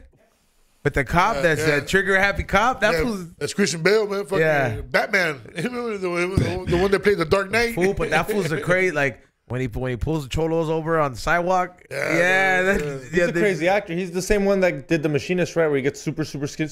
Yeah, that's him. Yeah, he's a dedicated actor. Exactly. That fool gets into character, bro. It don't matter how big or how small the role is. The movie, like the budget, he gets into it, man. Like when we did Harsh Times, he would hang around all of us, dude. I know Noel took him out a couple of times because he was trying to pick up the lingo. The whole time he was trying to pick up the lingo, the hood lingo, how to talk and all that shit. And so he was just like studying everybody, dog. He would just sit there doing it and just watch us when we're chopping it up with the homies, like during takes. And he would just sit there just studying everybody, dog. Like it was a trip, man. Like this fool would like get into fucking character, method acting. Yeah, method act to the max. Damn. The best. Yeah, fuck yeah. Yeah, I was gonna say the same shit, dog. To me, he was like probably the best Batman. The best Batman. Really? Better than Michael Keaton? Yeah. Michael Keaton was dope, but I think Christian Bale just fucking killed it on that Dark. I don't know, maybe because the whole series, the way it was written, the whole shit was just fucking dope, man. Yeah, like I have no appreciation for the last Batman. The one with with Affleck, dude, the fucking Ben Affleck. Okay, Ben Affleck is cool, all right. The one before that with the fat ass penguin, the fucking emo ass Batman. I fucking hated that Batman, bro. That was the biggest bitch Batman ever, bro. Twilight Batman? Yeah, bro, like, fuck that Batman, bro. He's getting shot at. He's hanging from the fucking thing. He's gonna drown. Like, nah, bro, I don't like to see Batman like that. Yeah, bro, like, that shit really fucking hurt my soul, bro. I was like, and I watched that shit, like, my undivided attention, bro. Like, I was on a plane from Tokyo, just like, well, there's nothing to do but to watch it. So I got into it, and I was like, no. Like, why is he getting his ass kicked? Hey, would you say he's the best actor you've worked with? Oh, man. I mean, you've worked with like a handful of fucking... I mean, shit. I mean, yeah. Fuck, man. I can't even say it, man, because I've worked with a lot of fucking actors, that don't even have like huge names like him, but they were fucking like dope, like brilliant, like theater actors. To me, that's... I don't know. I mean, people call me an actor, but to me, I don't really consider myself an actor. Like the people that do theater, like plays, like live plays and shit like that, those motherfuckers are acting. Because you know who does that? Man, you know who knows theater like that? Like took classes and went to school for it? Is Popeye. Oh yeah, fucking from Blood and Blood Out. I met him. I met him in like. Yeah, he's hella cool, man. Yeah, I met him, and you expect this fool from Blood and Blood Out? Give me some tone. Bro, he knows Shakespeare. He knows how to talk like Shakespeare. Like he knows, like, and I've never met no one like that. But like when you know, when you was he hear, like a bro, he was like super to soft, be or not to be, bitch. I expected that same shit, man. But he was like really soft spoken. Nah, bro, he's very intelligent. Like really fucking. He talks like really fucking. Like you could tell. Okay, this motherfucker está educado. He's educated, man. Yeah, no, the way I've never met dude, but I heard him on the podcast a few times, and just like the way, because like George probably like got him the first time, and he probably thought he was gonna be like, oh, bro, we had the Coke ready, we had the Pookie ready. George had red chonchons on. I was gonna say, yeah, he bring the fucking the red tantaras like get him signed. and this was like he's just like he's a diehard real actor, bro. No, yeah, bro, he's super dedicated. Yeah, man. Yeah, he knows his craft. Yeah, man. So he's another actor, man. That gets overlooked too, bro. You know what I'm saying? Like, because he got pigeonholed in that whole Blood and Blood Out shit, man. But it's like you hear his resume and it's just kind of like just a bunch of shit. And you're like, all you think is Blood and Blood Out. Everybody knows him Blood and Blood Out. Give me some chonchon in. So imagine how many times he hears that shit when he's walking. So weird that somebody recognizes him. Nah, he loves it though now. I mean, I've kicked it with him now. Yeah, he's super cool, man. Like, he just embraces it, man. It's just like it is what it is, I would too, dog. It's like, fuck it. But he seems like one of those dudes that like, he can kind of, if he gets like the right Morgan Freeman type of role for a novela or something like that, or like or like the way Raza loves him now, or for a movie like where like he plays like what is it, Manny Ramirez's grandpa who took him to the place or something like that. He was like, keep playing baseball, me, like just. He can start getting into those roles.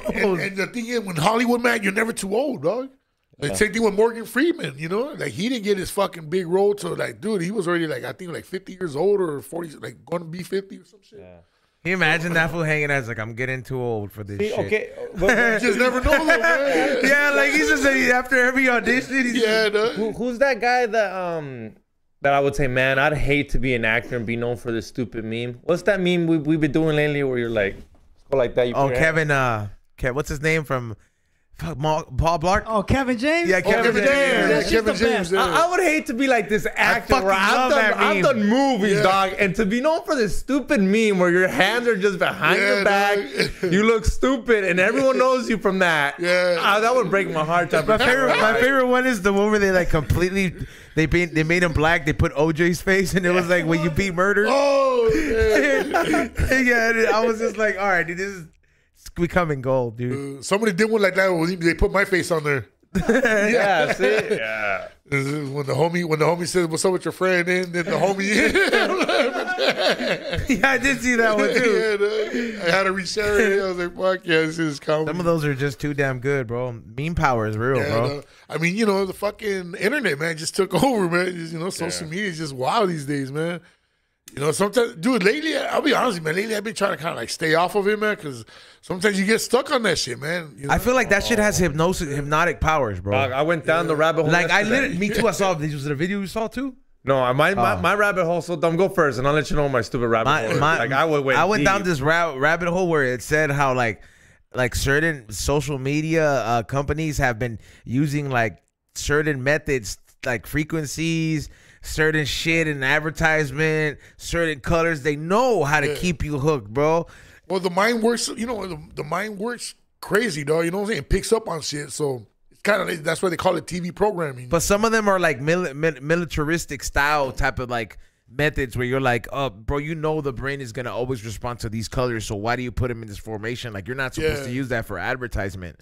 Damn. Yeah, like there's color coordination for everything, man. Or like certain frequencies. Yeah, that that's why McDonald's in them, they're like red and With the yellow. red They're and supposed to yellow, make you hungry. Like, if for real, like these colors are supposed to make you hungrier than other colors. It sounds stupid, but it's for real. Like, No, there's real shit. Yeah, Yeah, it's no, it's like real shit, man. There have been tests for this. There's been studies on that shit, man. And Yeah, the video I saw talked about like Three Eyes said they talk about controlling the brain through frequencies. Yeah, dude, I went on a whole different type of rabbit hole. You believe in the brown noise? That noise is a frequency that supposedly could make you take a shit. Yeah, I don't know. I think so. Though. You think that's real? It's real. so. I felt it. No, you've taken a shit. No, but like at a concert, I was like next to a speaker, but like it's a big old loudspeaker. And when I heard that bass and that grump, I was like, whoa, my stomach turned. Wild. I mean, I don't But it know. wasn't enough to Maybe like, you just had a it wasn't masa enough to baby. make me shit. It activated it. Certain frequency. Did you take a shit? No, it wasn't enough to actually do it. all of a sudden it got muddy. Yeah, man. Yeah, no, that shit is wild though, man. But yeah, no, it's Now you'll go like on a. you'll be stuck on that shit. Be watching all yeah, kinds like of I was shit, telling him, man. like yesterday, like, for some reason I woke up like 2 in the morning. You know how you go to sleep early Yeah. and then you can't go to I sleep? woke up at 1:53 last night. Oh, so that sounds gay. Now you're saying you're I was waking up the same time as I was me. gonna text you. Well, so I'm scrolling through Instagram and I get caught up. I'm like, Jenny 6'9" gets jumped. Oh yeah, Bro, I went deep down the rabbit hole. Come on, 2 in the morning. I'm She reading got the jumped? comments. I left the comment. I was like, no que muy chingona. No que la chingona de Riverside. I'm down the rabbit hole, bro. I'm like, who almost got jumped? And then I'm like, the guy from Lean Like a Cholo's involved. Then Rhodium Radio's involved. Yeah, no, I saw that shit. I was just When she tripping got out, jumped? too. Yeah, she got jumped by some girl named Pinky. How do I know this? See, I went down the rabbit hole, dog. Pinky jumped her at a music video over Jenny 6'9". See, how the fuck do I know this? Over Jenny 6'9". Damn, fool, I went back to sleep. No, dog, I told you. Like, fool, I looked and I was like, what was that? And I turned the light on. I was like, oh, it's my cat. I'm gonna go back to sleep. Nah, dog. Like, You know why she got jumped? why? Because she likes the SPM Wiggy Wiggy. Oh, And technically, she's promoting like you know how someone jumped her for it, bro. It's like I'm telling you, bro, the internet's bad. I shouldn't have fucking never been down that rabbit hole. I'm glad. No, I see some shit like that sometimes, bro. I just stay away from it, man. See, that's what I'm talking about. Like, hot though. She's there with her titties I looked at this. I looked at her crying. but that's She's crying, bro. You know I'm vulnerable for bitches that cry. I'm like, yo, she needs some help. She needs a shoulder to lean on. He did grow up with a sister. Yeah, man. No, He needed her brother to punch you, dog. Like, he needed her brother to be like, let her deal with it. Like, I went down the rabbit hole yesterday. Yeah, no, see, this is crazy, man. You start looking at one thing, then you start looking at the comments, you'll get stuck right there, man. Oh, bro. Sometimes the comments are better than the videos. Yeah, sometimes the comments are fucking hilarious. Well, you're a bitch chismoso, dog. Like, oh, God, fool. Like, it's funny how you see everybody going back and forth. No, but I'm like, este güey no tiene sueño a las 2 de la mañana, güey. Like, I think like, okay, Izo, you're a different type of chismoso. Like, you look, but you don't comment. I comment. Like, I yell out, like, in La Mesidata, I would have been like, hit him again, bitch. You're just watching through the window, dog. I'm yelling. I'm like, yo, don't forget, he cheated last week. I'm over here, like, you're right. My chismes are different. I'm in like real, I'm in like World War chismes. I was like, you see what Israel did? Oh, yeah, like, I'm over here, I was like, that's another thing, too, man. That's another rabbit hole, too. I'm over here, like, you'll get stuck on that, too, dog, going deep in that shit, man. I'm over here over countries jumping each other, fool. Like, bro. That's also fucking... See, that's another rabbit hole you don't want to... Because then it gets sad, though. Then, I know. Then you see, like... I mean, I don't even want to bring the fucking vibe down. Yeah, exactly. Yeah, it's you start seeing some crazy shit, and you're like, "Fuck, I should." You're like, I didn't need to see a dead child before I go to sleep. Yeah, like, I mean, but you know, I'm looking at it. I was like, fool. You know what I saw yesterday, dog? That I was like, you know, because you know, I recently been watching. I don't like horror movies because I can't stand gore. I don't like it. It just can't. I don't really like that shit, bro. Like Saw shit, huh? You don't like that shit, dude. So what did I do stupidly? I'm like, oh, Amazon Prime Jigsaw, the new one. And I was like, this is the one where he gets revenge on everybody who killed his wife. You thought it was gonna be fucking rainbows and fucking candy? He gets revenge, so he's got rainbows and candy. I thought it was his origin. I thought they like divulge into the brain of Jigsaw. No. He's just like, rip their eyelids off, rip their fucking heads off. I'm like, I just couldn't. I forgot a huevo at the end of the movie, and I was just like, put it under my huevos, getting all the bad vibes out, bro. I don't know. Certain movies like that is crazy. Do you, what is it, Citric? Do you the movie's talking about going down hella rabbit holes? Do you believe in the paranormal and stuff like that? Yeah, dog. I mean, there's got to be a spirit realm, you know. Like, have you ever had an encounter or an experience that you can? I can't say that I've had encounters, or you know what I'm saying. Like, I've been in haunted houses where people say it's haunted, and I've never experienced anything, dog. Yeah, so you've been like ghost hunting and stuff. Yeah, and I've never really experienced anything. Like, I've heard noises, but that to a certain extent, you know. Like, I've heard, like when we were in Mexico one time, I heard like dishes breaking. You know, and nothing happened. You know, you go to the kitchen and fucking everything is clean. So I've heard noises like that, but I've never really like somebody touched me or some. You know, like people say that, you know, or run into like they've seen an actual ghost. You know, like that. I've never had experienced anything like that, man. Like an apparition or something. Yeah, but I just believe it's it's like energy stuck, dog. You know, stuck energy basically. That's what I'm thinking. You know? Damn, that's like that's one way of translating it. A lot of I mean, I have a godmother. She's a bruja. Like, you know what I mean? She does Santeria and stuff like that. So like, you know, like it's always comes down to energy, bro. Yeah, like that's the best way of like translating it. Like, there's good energy and there's bad energy. You know? Do you believe in aliens and stuff like that? Oh man, I can't say that I do or that I don't, man, because it's like there's so much. There's so much shit flying around There's so much shit flying around in the skies, dog, that you don't even know what is what, dog. No, you know what I'm saying? But the government doesn't even know what is what, exactly, dog. That's when that shit gets fucking weird. You know, what if we're the aliens? You know, it's like, what if those motherfuckers were already here before us? You know, so it's just like we send them far away and they've just been trying to get back. Yeah, think about it. We're definitely aliens to like chimps. We go pick them up. I think everybody's an alien somehow, dog. You know, I think everybody. Yeah, because all the animals react hella weird when like you try to grab them and shit. Because they're probably just like, "What the fuck are you, bitch?" Yeah, they probably look at us, you know, like what the fuck, you know. Except for like dogs or cats that are already domesticated around us. Nah, even then, my new cat still don't let me touch him. He looks at me like, "Bitch, fuck you." How long you gonna keep let him do that to you? Like, how long you gonna keep feeding this fool and try to show I saved him from the freeway, you asshole. He's there to stay. Yeah, like I don't know, bro. I've heard the way you talk about kids, and I've heard you say like, bro, if my kid don't listen, adoption real fast. But with this this cat, you're like, bro, he's here for life. You think I'm gonna do what Bart's did with the fucking raccoons and go leave him in a vacant lot? No. Nah, he's too cool. He's starting to come around. He's just like it just takes time, bro. It just takes time. He's barely starting to be like cool with like watching me work, bro. So it's cool. I don't need his love, dude. I got another cat for that. They have to adapt. Yeah, they have to adapt, bro. They get used to you, man. Are you an animal person? Yeah, man. Yeah. You have dogs or cats? Right now we don't, but we used to have a bulldog, you know, and we had a couple dogs, but the last one we had was an English bulldog. Was fucking hella cool, man. But this motherfucker was just high maintenance. Yeah, they're expensive. So much. He has one. Oh my god. Yeah, those fuckers, they're badass dogs. They're cute dogs, man. They're really friendly. They're fun to be around because they're fucking characters. Not worth the pussy. Gets you, dog. It's not worth the pussy gets you. Let me tell you right now, if you're thinking like, oh, I want to be like fucking Rob Deerdick and have meaty, nah, don't. That's how we got him. Yeah, that's why I got him too. My son was all like, well, yeah, you know, I love meaty, man. So, everybody wanted one of those. I wanted one. We should get one. All right, so you know, the fucking dumbest idea ever, bro. But we did it, man. They come with allergies. Cool. They shed so much. Bro, we couldn't do anything. They smell like hot Cheetos. We couldn't do anything. We're always fucking full of babas and hairs. Yeah, bro.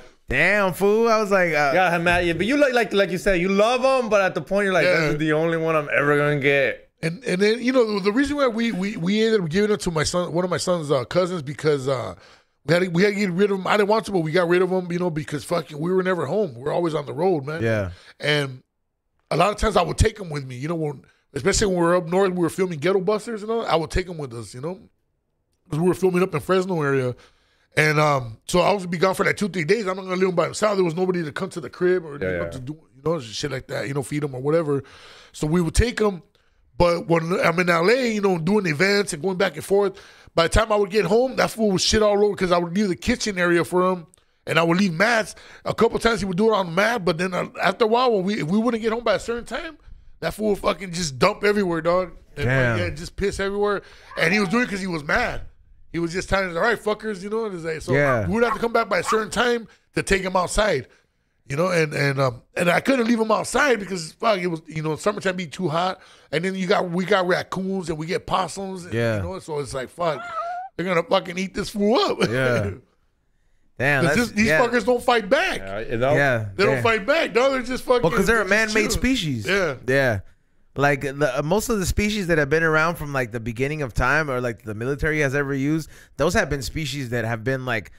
They have survived based on natural selection. Like I believe a German Shepherd probably like the original German Shepherd probably fucked a fox and then created this version of a German Shepherd that we know today. Yeah. You know what I mean? Because they evolved from something else, bro. Like so it was just like, you know, like all these dogs, bro. Like I mean, all dogs are wolves. That's what I'm saying. But they fucked different types of wolves, and then they fucked they kept crossbreeding till they like made different things. Yeah, no, that's not how it worked. So what they did is they got a bunch of wolves, and they would keep like the most docile one, like the most domesticated ones, and then they would kill and they would kill the violent ones, and then they would breed another gentle one with another gentle one till it's just like later on the fucking even their ears went down. Because they didn't need the ears to fucking listen up because they were already getting fed. It's just like evolution. But that's what I was saying. You just went into details. Huh? That's what I was saying. You just went into details. Yeah, but they didn't have like wolves fucking on chihuahuas and shit. They interbreeded. I'm not saying it fucked the chihuahua or something like that, but I'm saying like you're eventually like interbreeding like these species, bro. So like essentially that's what you're doing. I know like the bulldogs, the reason why they look like that and all fucking smashed up because they were doing like brother and sister or some shit like that. Oh, yeah. The hillbillies. That's what I heard. Yeah, they were trying to get like that. You know, basically a bulldog is like a hillbilly. Yeah, because they want the hillbilly, the hick they of want them like dogs. that on purpose. Yeah, they want them like that on purpose. That's part of the gene. And well, you know, and the thing that's fucked up is that because of that, they don't last that long. You know, any kind of you're lucky purebred, to get like a good 10 years out of those little fuckers. any kind of a purebred dog always will last you about like 7 to 8 years at most. Yeah, like most purebreds. That's why it's like, man, but you get yourself a mutt, bro. Just trust me, dog. That motherfucker's gonna last forever, man. Dude, I got one going on 14, dude. Yeah, dog. And I'm just like, dude, you got like hella tumors. You can't even walk sometimes, but you still get up. Yeah, no, they last longer. Yeah, it's I don't know what it is, man. No, it's the genetics adapting to just different shit that you're more vulnerable to. That's why it's like interbreeding, like it kind of builds your immune system a lot stronger. Yeah, no. Yeah. Yeah, no, one of my boys, my boy Vic, man, fucking, he just lost his Chihuahua not so long ago, man. She fucking, I think like 15 years or some shit, man. But dude, you know, you always hear about dogs are not supposed to eat chocolate and all this shit. Yeah. Nah, this bitch fucking used to eat all the fucking M&Ms, Halloween M&Ms. She go into the kids' bags, bro, and she tear it up. And the dog was cool, man. One time she ate an edible by accident. She's high as fuck, dog, and then everybody thought she was dying, so they took her to the vet. The vet go, nah, she's fucking high. Oh, she ate the homie's roach. The homie hit a roach, and she fucking ate the roach, man. But the dog was fucking stronger than his Yorkies. Damn. Yeah, it's crazy how I'm telling you, dog. I've only had rescue dogs, and they always last like the longest. Don't you have a current podcast right now? I do, but I haven't. Fuck, man, it's been fucking almost a year since we done it, man. Damn, really? I know you were going at it for a minute. Like, yeah, we were doing with me and my boy Phil Medina. It's called the Big Citric Show, and we started one before that, but then the last one we did was the Big Citric Show, and we did a few episodes, you know. And the thing is that we started going down the road doing stand up. I started doing stand up with him, so. We started going out, so little by little, even though we were on the road, that we did a couple episodes in the hotel rooms and stuff like that. But then it got to a point where it was just like so much shit was going on, and we were just fucking super busy. So it was just like in and out all the time, and we just never we just got. I don't want to say we got lazy, but we just got busy, man. And then, but the last few months we've been talking about like we should, you know, start doing a couple more episodes. But we were just doing audio, so we were talking about let's switch over to video as well. But, you know, and they just see what the fuck. But we got to find the right time, man. But, yeah, everybody's just fucking super busy right now. Yeah, I mean, you're about to get even busier. And even though we were on strike, everybody was still busy because everybody was doing stand-up. Like, Phil has been on the road doing stand-up on his own. And, you know, and then I started doing some other shows, with other cats. And then me and Phil doing shows together. And then so it's just like, fuck, when and then I have my grandkids now, and I'm starting to see my grandkids more because we had to go to court, and it was just a big old fucking issue. But now I'm getting more time with my grandkids, so now I'm fucking balancing all that around that. But enjoying the family life. Yeah, so because when I was younger, and my son was little, and I was doing the music shit, I was around, and I was constantly do stuff with him, and he remembers all that, but I wasn't around as much as I wanted to be because I was so fucking focused on the grind and on the hustle of being on the road and going doing music and being in the studio and rehearsals and all that. That man, I just what I'm saying, like I would miss out on certain like outings from school and stuff like that, and so I kind of feel like I don't want to do that same mistake, even though it's not a mistake. I did what I had to do, to get out there and make money, man, and stay on the grind, but now. I'm in a better situation now where I have that extra time where I could dedicate to my grandkids. Do you? I mean, you had to take a little pause back, no? Like during that, something happened to your son, right? Like what? Not too long ago. Yeah, in 2018, August 2018, man. Yeah, he got shot in the head while he was writing for a rideshare company. Yeah, it was all bad, man. It was just, what I'm saying, we almost lost him, man. He's basically a walking miracle today, man. The last time the doctor seen him, he goes, man, the doctor was tripping out. Yeah, like you're a walking miracle, man. A fighter, dude. I mean, because honestly, when he walked up in here, I was like, is this, like I told you first, I was like, is this the same son? Yeah, yeah. Like I was like, because this was tall, he looks healthy and shit. I'm like, I don't. Eric, aka Nugs. Yeah, man. Yeah, no. And he's the same one that the grandkids.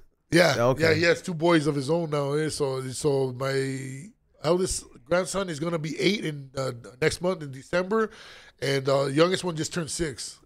I feel like in August. You feel like that experience for sure, kind of like just for sure helped you slow down, huh? Yeah, man. You know what I'm saying? It's just like my first grandkids, because I've been there since the beginning. Both of them. I mean, obviously, that's my son. Those are his kids. But the minute they were born, we were there at the hospital before they were even born. Like I wanted to make sure I was there. And to be able to hold them that day. For both of my grandkids. So, and then they lived with me for a while, for a couple of years. So that we created a nice little bond where, even though we didn't see each other for a couple of years because there was some drama going on, you know what I'm saying? Is like we just recently we got to hang out again. Picked up where you left off. Yeah, we're picking them up. Yeah, and so it's like, even though they it's funny because they don't remember a lot of the shit as they were young, because now they're starting to remember shit.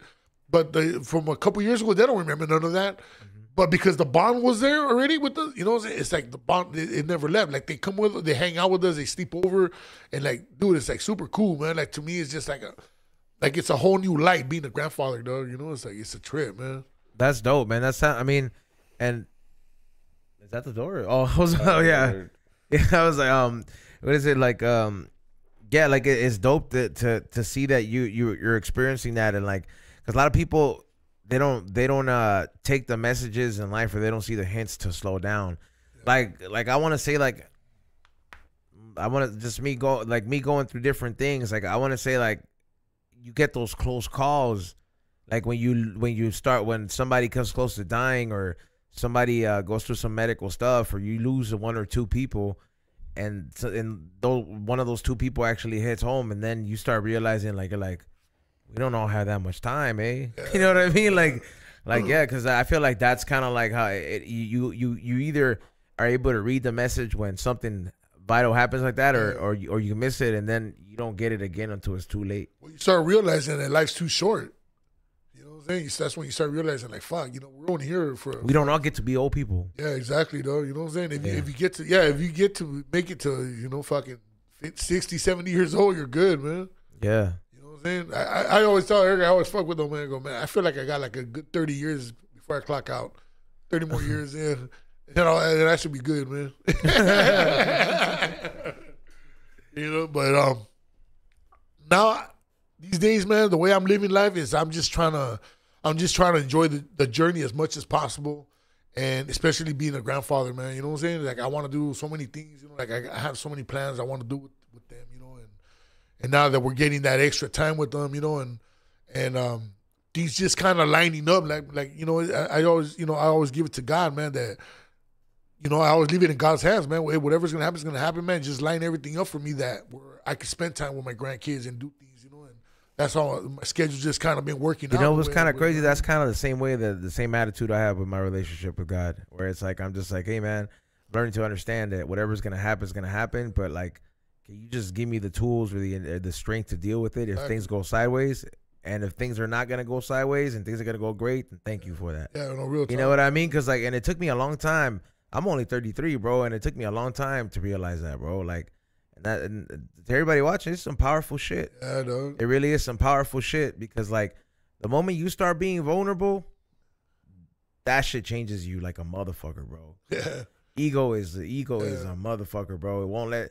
Your own ego will stop you from the blessings that God really wants to give you in life. Yeah, no, it's real talk, man. That's why that's why they always say, man, the ego could be your friend, but could be your biggest enemy too, man. That's why do you think one of the biggest things people they're trying to find right now is like, how do I have an ego death? Like, motherfucker, you mature. You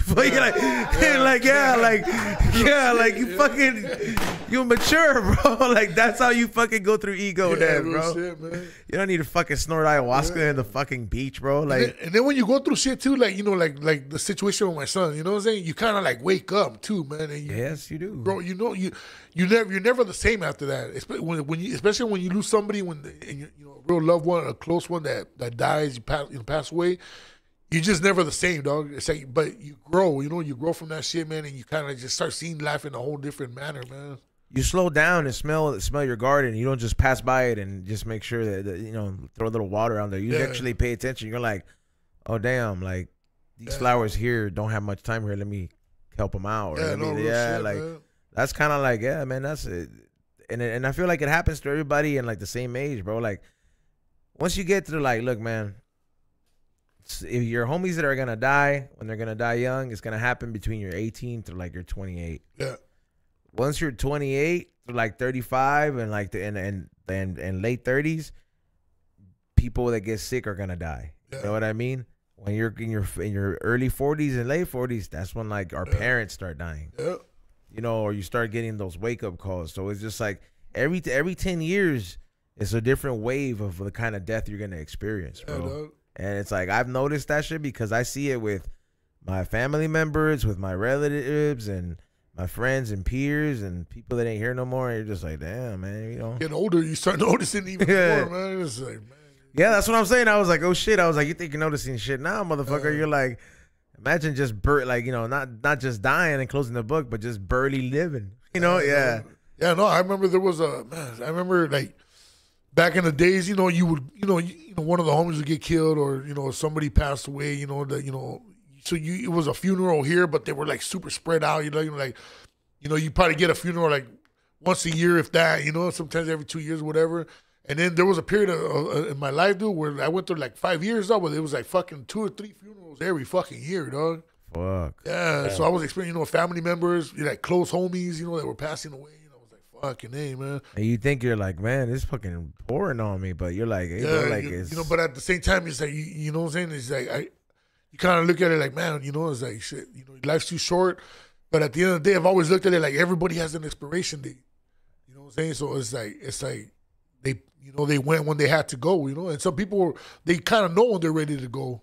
You know? Yeah. Like my mom passed away like 2 years ago, and she was already kind of like done already. She already knew she wanted to go out. You know, she was already done, dude. Like she just didn't even want to be here. ¿Ya estaba mayor? She was already 88.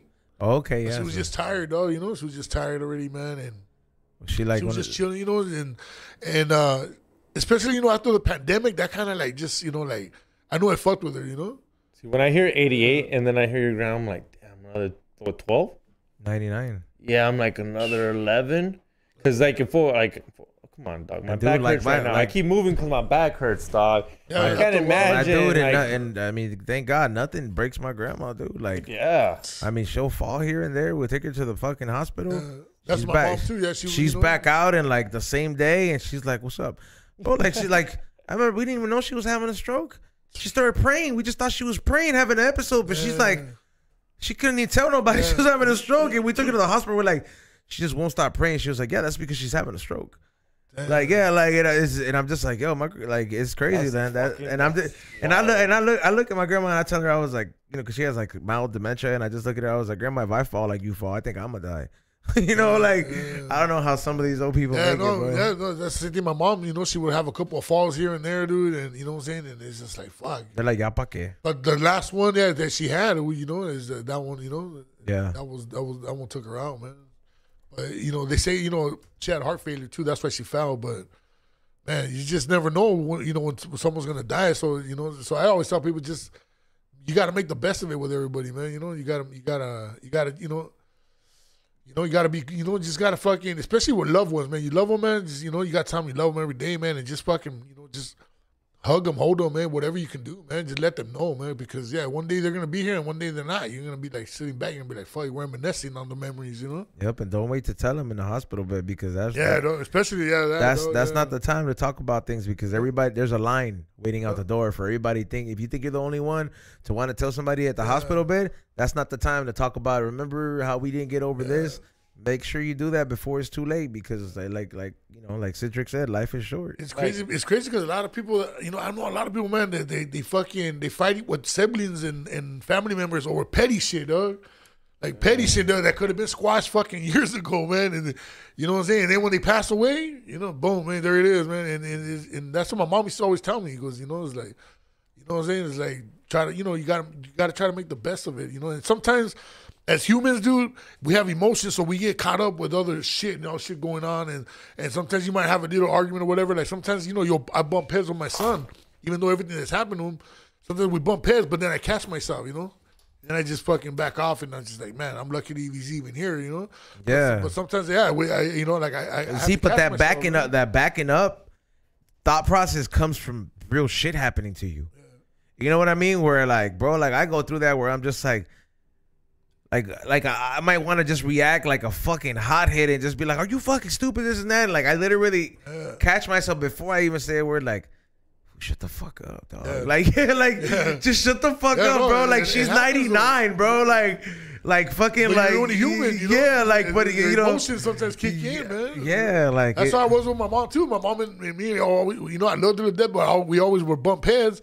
But the last couple of years, we got it was just weird. Like we got like super close, and it just became like a real close relationship. Like you know what I'm saying? Like I was able to talk to her about things, and she would ask me about my career, and she would hear about what was going on in my life because she lived in Mexico, but she would hear from my cousins over there, you know, and stuff like that. Oh, like she lived in the motherland. She went back and forth. Yeah. She lived like 3 months over here and 2 months over there, 3 months over here, 2 months like that, back or vice versa. But the last time that she was over, she didn't come back for like 2 years because of the pandemic and everything, you know. And then so I ended up bringing her back, you know. But so she ended up passing away here with us, but it was just one of those things where I like we all felt it, man. It was just like even some of my cousins were telling me like, hey man, you got to spend like, you know, my Tetsu, you know, she's getting older and stuff. You got to try to spend more time with her, and I did, man. Luckily, I was able to fucking like there was like I had like a time period where I had nothing going on, and I was able to spend a lot of time with her, you know, and like hang out. She would, you know, when she would come to LA, and we would hang out and go eat. And my son, you know, she loved my son to death. You know, my son could do no wrong, you know, as a grandparent. Yeah. You know? So she would come and she would get so happy to see Eric, you know, and we go out to eat, and you know, so we got to spend some good times before she passed away, you know, and I think it was meant to be that way because her time was coming. You see, man. That's how I feel about my current situation in life, man. Like I have a grandmother who's like 99. She had a recent stroke, but she's, you know, it was a little small stroke, but like I would always just find I wouldn't spend time with not spend time with my family, but it's just like it's a family thing going down, like. Nah, skip it. I gotta go to this weed sesh. I gotta go do this. I gotta go do that. And like, I feel like something when you come close and you're like, oh damn, it's kind of looks like it's harder to bounce back from this one. You take time to slow down, and that's the shit you're really on, where you're just really trying to take it day by day. You know what I mean? Because like, you know, I'm not saying it's like death is right around the corner, but that motherfucker's close. Yeah. You know what I mean? You never know. Yeah, like you're like, hey, like. This motherfucker was like on the rim shot the last time she was in the hospital. So like, you know what I'm saying? If you want to fucking make the best of it, like now's your time, and be grateful for the times that you get every day above water. I mean, above ground is another experience with somebody else. So it's if you have that out there, man, and it's crazy how it plays out because like you say, you're like, oh, you're at a period in your life where like there's not a lot going on. You know what I mean? So you're like, oh, okay, cool. And like, if it pans out that way, just take it as gracefully and be like, damn, I'm thankful I got to make these memories while there was last, you know? Yeah, because you know, sometimes you could look at it like, oh man, you know, like I got all this extra, you know, this time and I'm not getting any work or nothing's happening. So you could look at it like, fuck, you know, like not a blessing, but it's a blessing. Yeah, and you're getting that because that for a reason, man. It's setting you up for okay.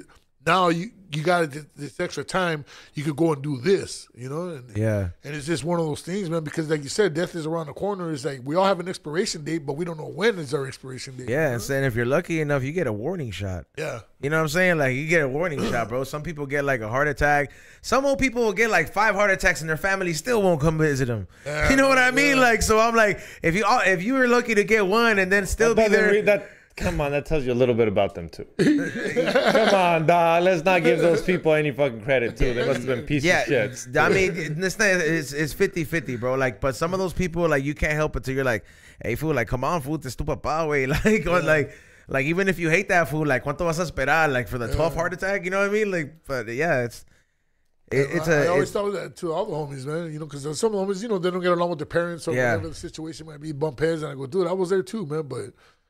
At the end of the day, you got to make amends, man, and just fucking be there for them, man. Peace in your heart. Yeah, exactly. Straight up. Like you sleep better at night, believe me. Yep. Hey, man, let's clap it up because honestly, I want to thank Big Citric for coming on by. as a fan and just like it's getting to know you as a like your career and everything, man. Like, congratulations, bro. Like, congratulations, and like, hopefully to the people out there, man, let this be an inspiration, man. You could stay down till you ain't. You know what I mean? Cause like, man, you started out with just one thing. You didn't even read the script for Idiocracy, like you said, bro. Like, and then you just out here doing it. But I was like, what's meant to be was meant to be, and what's gonna happen is gonna happen. Man. And you seized every opportunity, bro. Yeah, and I can't. Mean, that's just what it is. You gotta take it and you just run with it, man. I can't wait to see the new King of the Hill season, bro. Like, just for real, dog. Like, I'm probably gonna go home and watch King of the Hill right now, dog. That's how excited I am, dog. Start recapping. Yeah, like just like he's gonna go over the episodes. Like, did he drop any hints at any catch? You're gonna see my new YouTube channel, Road to New King of the Hill. As you can see on this episode, yeah. But where can they follow you at, bro? All my social media is Big Citric, like citric acid, so just, BIGCATRIC, and my website, bigcitric.com. There you go. Yeah. Bigcitric.com. Make sure you guys check them out. There's dudes always working on, especially now, that's about a big pickup. I can't wait to see all the projects you're going to be involved in, because I know there's some stuff that I know we don't know, and that you don't even know that you're gonna get the call about. So you might even get a call tonight. You don't even know, bro. Like, but it's like I said, much. We wish you success and congratulations and everything that you're doing, brother. Appreciate that, man. Thank you guys for having me on, man. Good times, man. Oh yeah, and Ray, shout outs. Shout out to Big Citric. Thank you for coming through, man. We see you soon. Follow me on Morning Shot Films IG and YouTube. Check out my website, morningshotfilms.co. I got a podcast out called Morning Real. And I've released a couple of podcasts in a couple of, past few days. So check them out, like Five Nights at Freddy's and Before Midnight. Soon I'm going to put out Y Tu Mamá También. Let's do Idiocracy. Let's review that one. Since we just had the homie on here. I think we got to review that one. Yeah, now we had someone on here. I watch it differently. Like, oh shit, I'm going to watch this part. Like, look at the homie. I haven't seen that one in a while either. Right, yeah, I think we should do that one. Let's put that one in the bed. All right, I got you. I'm surprised you ain't never reviewed Taco Shop with Ray. Yeah, let's do that one too. Let's do that one. But, hit that like button. Subscribe, guys. Thanks for all the Patreon subscribers. Thank you for coming on, my dude. This shit was dope. Thank you guys, man. Let's have you back on when the King of the Hill releases, and then we can sit here and be like, oh, dude, remember when you did that part? Yeah, man. Let me know. Yeah. It becomes like that Soprano podcast where where those supposed to talk about the Sopranos. Yeah, I'm down, bro. We'll get into more detail. Perfect. There we go. Yeah, now you can now you don't have to hide nothing. But exactly. Thank you for coming probably on. Have more Bobby Hills on my hand. I'm telling you, I was raised by Channel 11, dude. That's tight. Yeah, like animation domination, bro. I wonder you're a Republican. Yeah, right. Also, make sure, thank you everybody who tuned in. Go to flavorsbyezone.com. Get yourself the new We Don't Smoke the Same shirts. I did not put a pause to the High and Hungry merch. I just felt there wasn't enough We Don't Smoke the Same podcast merch. And thank you, Chili, for always making enough artwork. So all her artwork, I'm going to slowly start making it into different t-shirts because she makes these flyers for different ones. So go get the Demrick GTA style t-shirt, or go get the Don't Be a Menace South Central style t-shirt, and a couple other ones. Go get the beanies as well. If you have not received your gift for the $100 tiers or the $30 tiers, DM me on Patreon, please. I've been sending them out today. I'll be off tomorrow, so DM me tomorrow. I'll be sending your stuff out. Just DM me on Patreon. I'll take care of that. And the toy drive for what is it that we did the High and Hungry experience already in October, so you guys wanted it to have it again. We're gonna bring it back December 16th. Tickets are available. highandhungrytoydrive.eventbrite.com. Admission is free. All you got to do is register. There is ticket admission for $10 that gives you a memorable holiday gift, so you can put on your Christmas tree, which is gonna be pretty fucking badass. It's the first time we ever done them. If you want to support, and there is of course the VIP super bag, which of course last time got you an autograph Funko signed by Be Real. So make sure you guys get your tickets. They will sell out. I'm not gonna announce the vendors yet. Okay. Yeah, I'm not gonna announce. If you wanna be a vendor, just hit me up. Like if you wanna like actually have a store front there and like vent stuff. But if you want to be a food vendor, I already have my people in mind. They've been featured on High and Hungry. We'll see you guys on Saturday. I don't know. We might take that day off, bro, since Xavier's gonna be out of town. But and Why don't Rock you just fucking yeah, say it now? and dude? Rock Should, fucking- yeah. I think you guys should, yeah. Fuck and it. Rock fucking canceled with like, "Can get a guest, guys." So So we'll see tomorrow. Peace out. late. Peace out.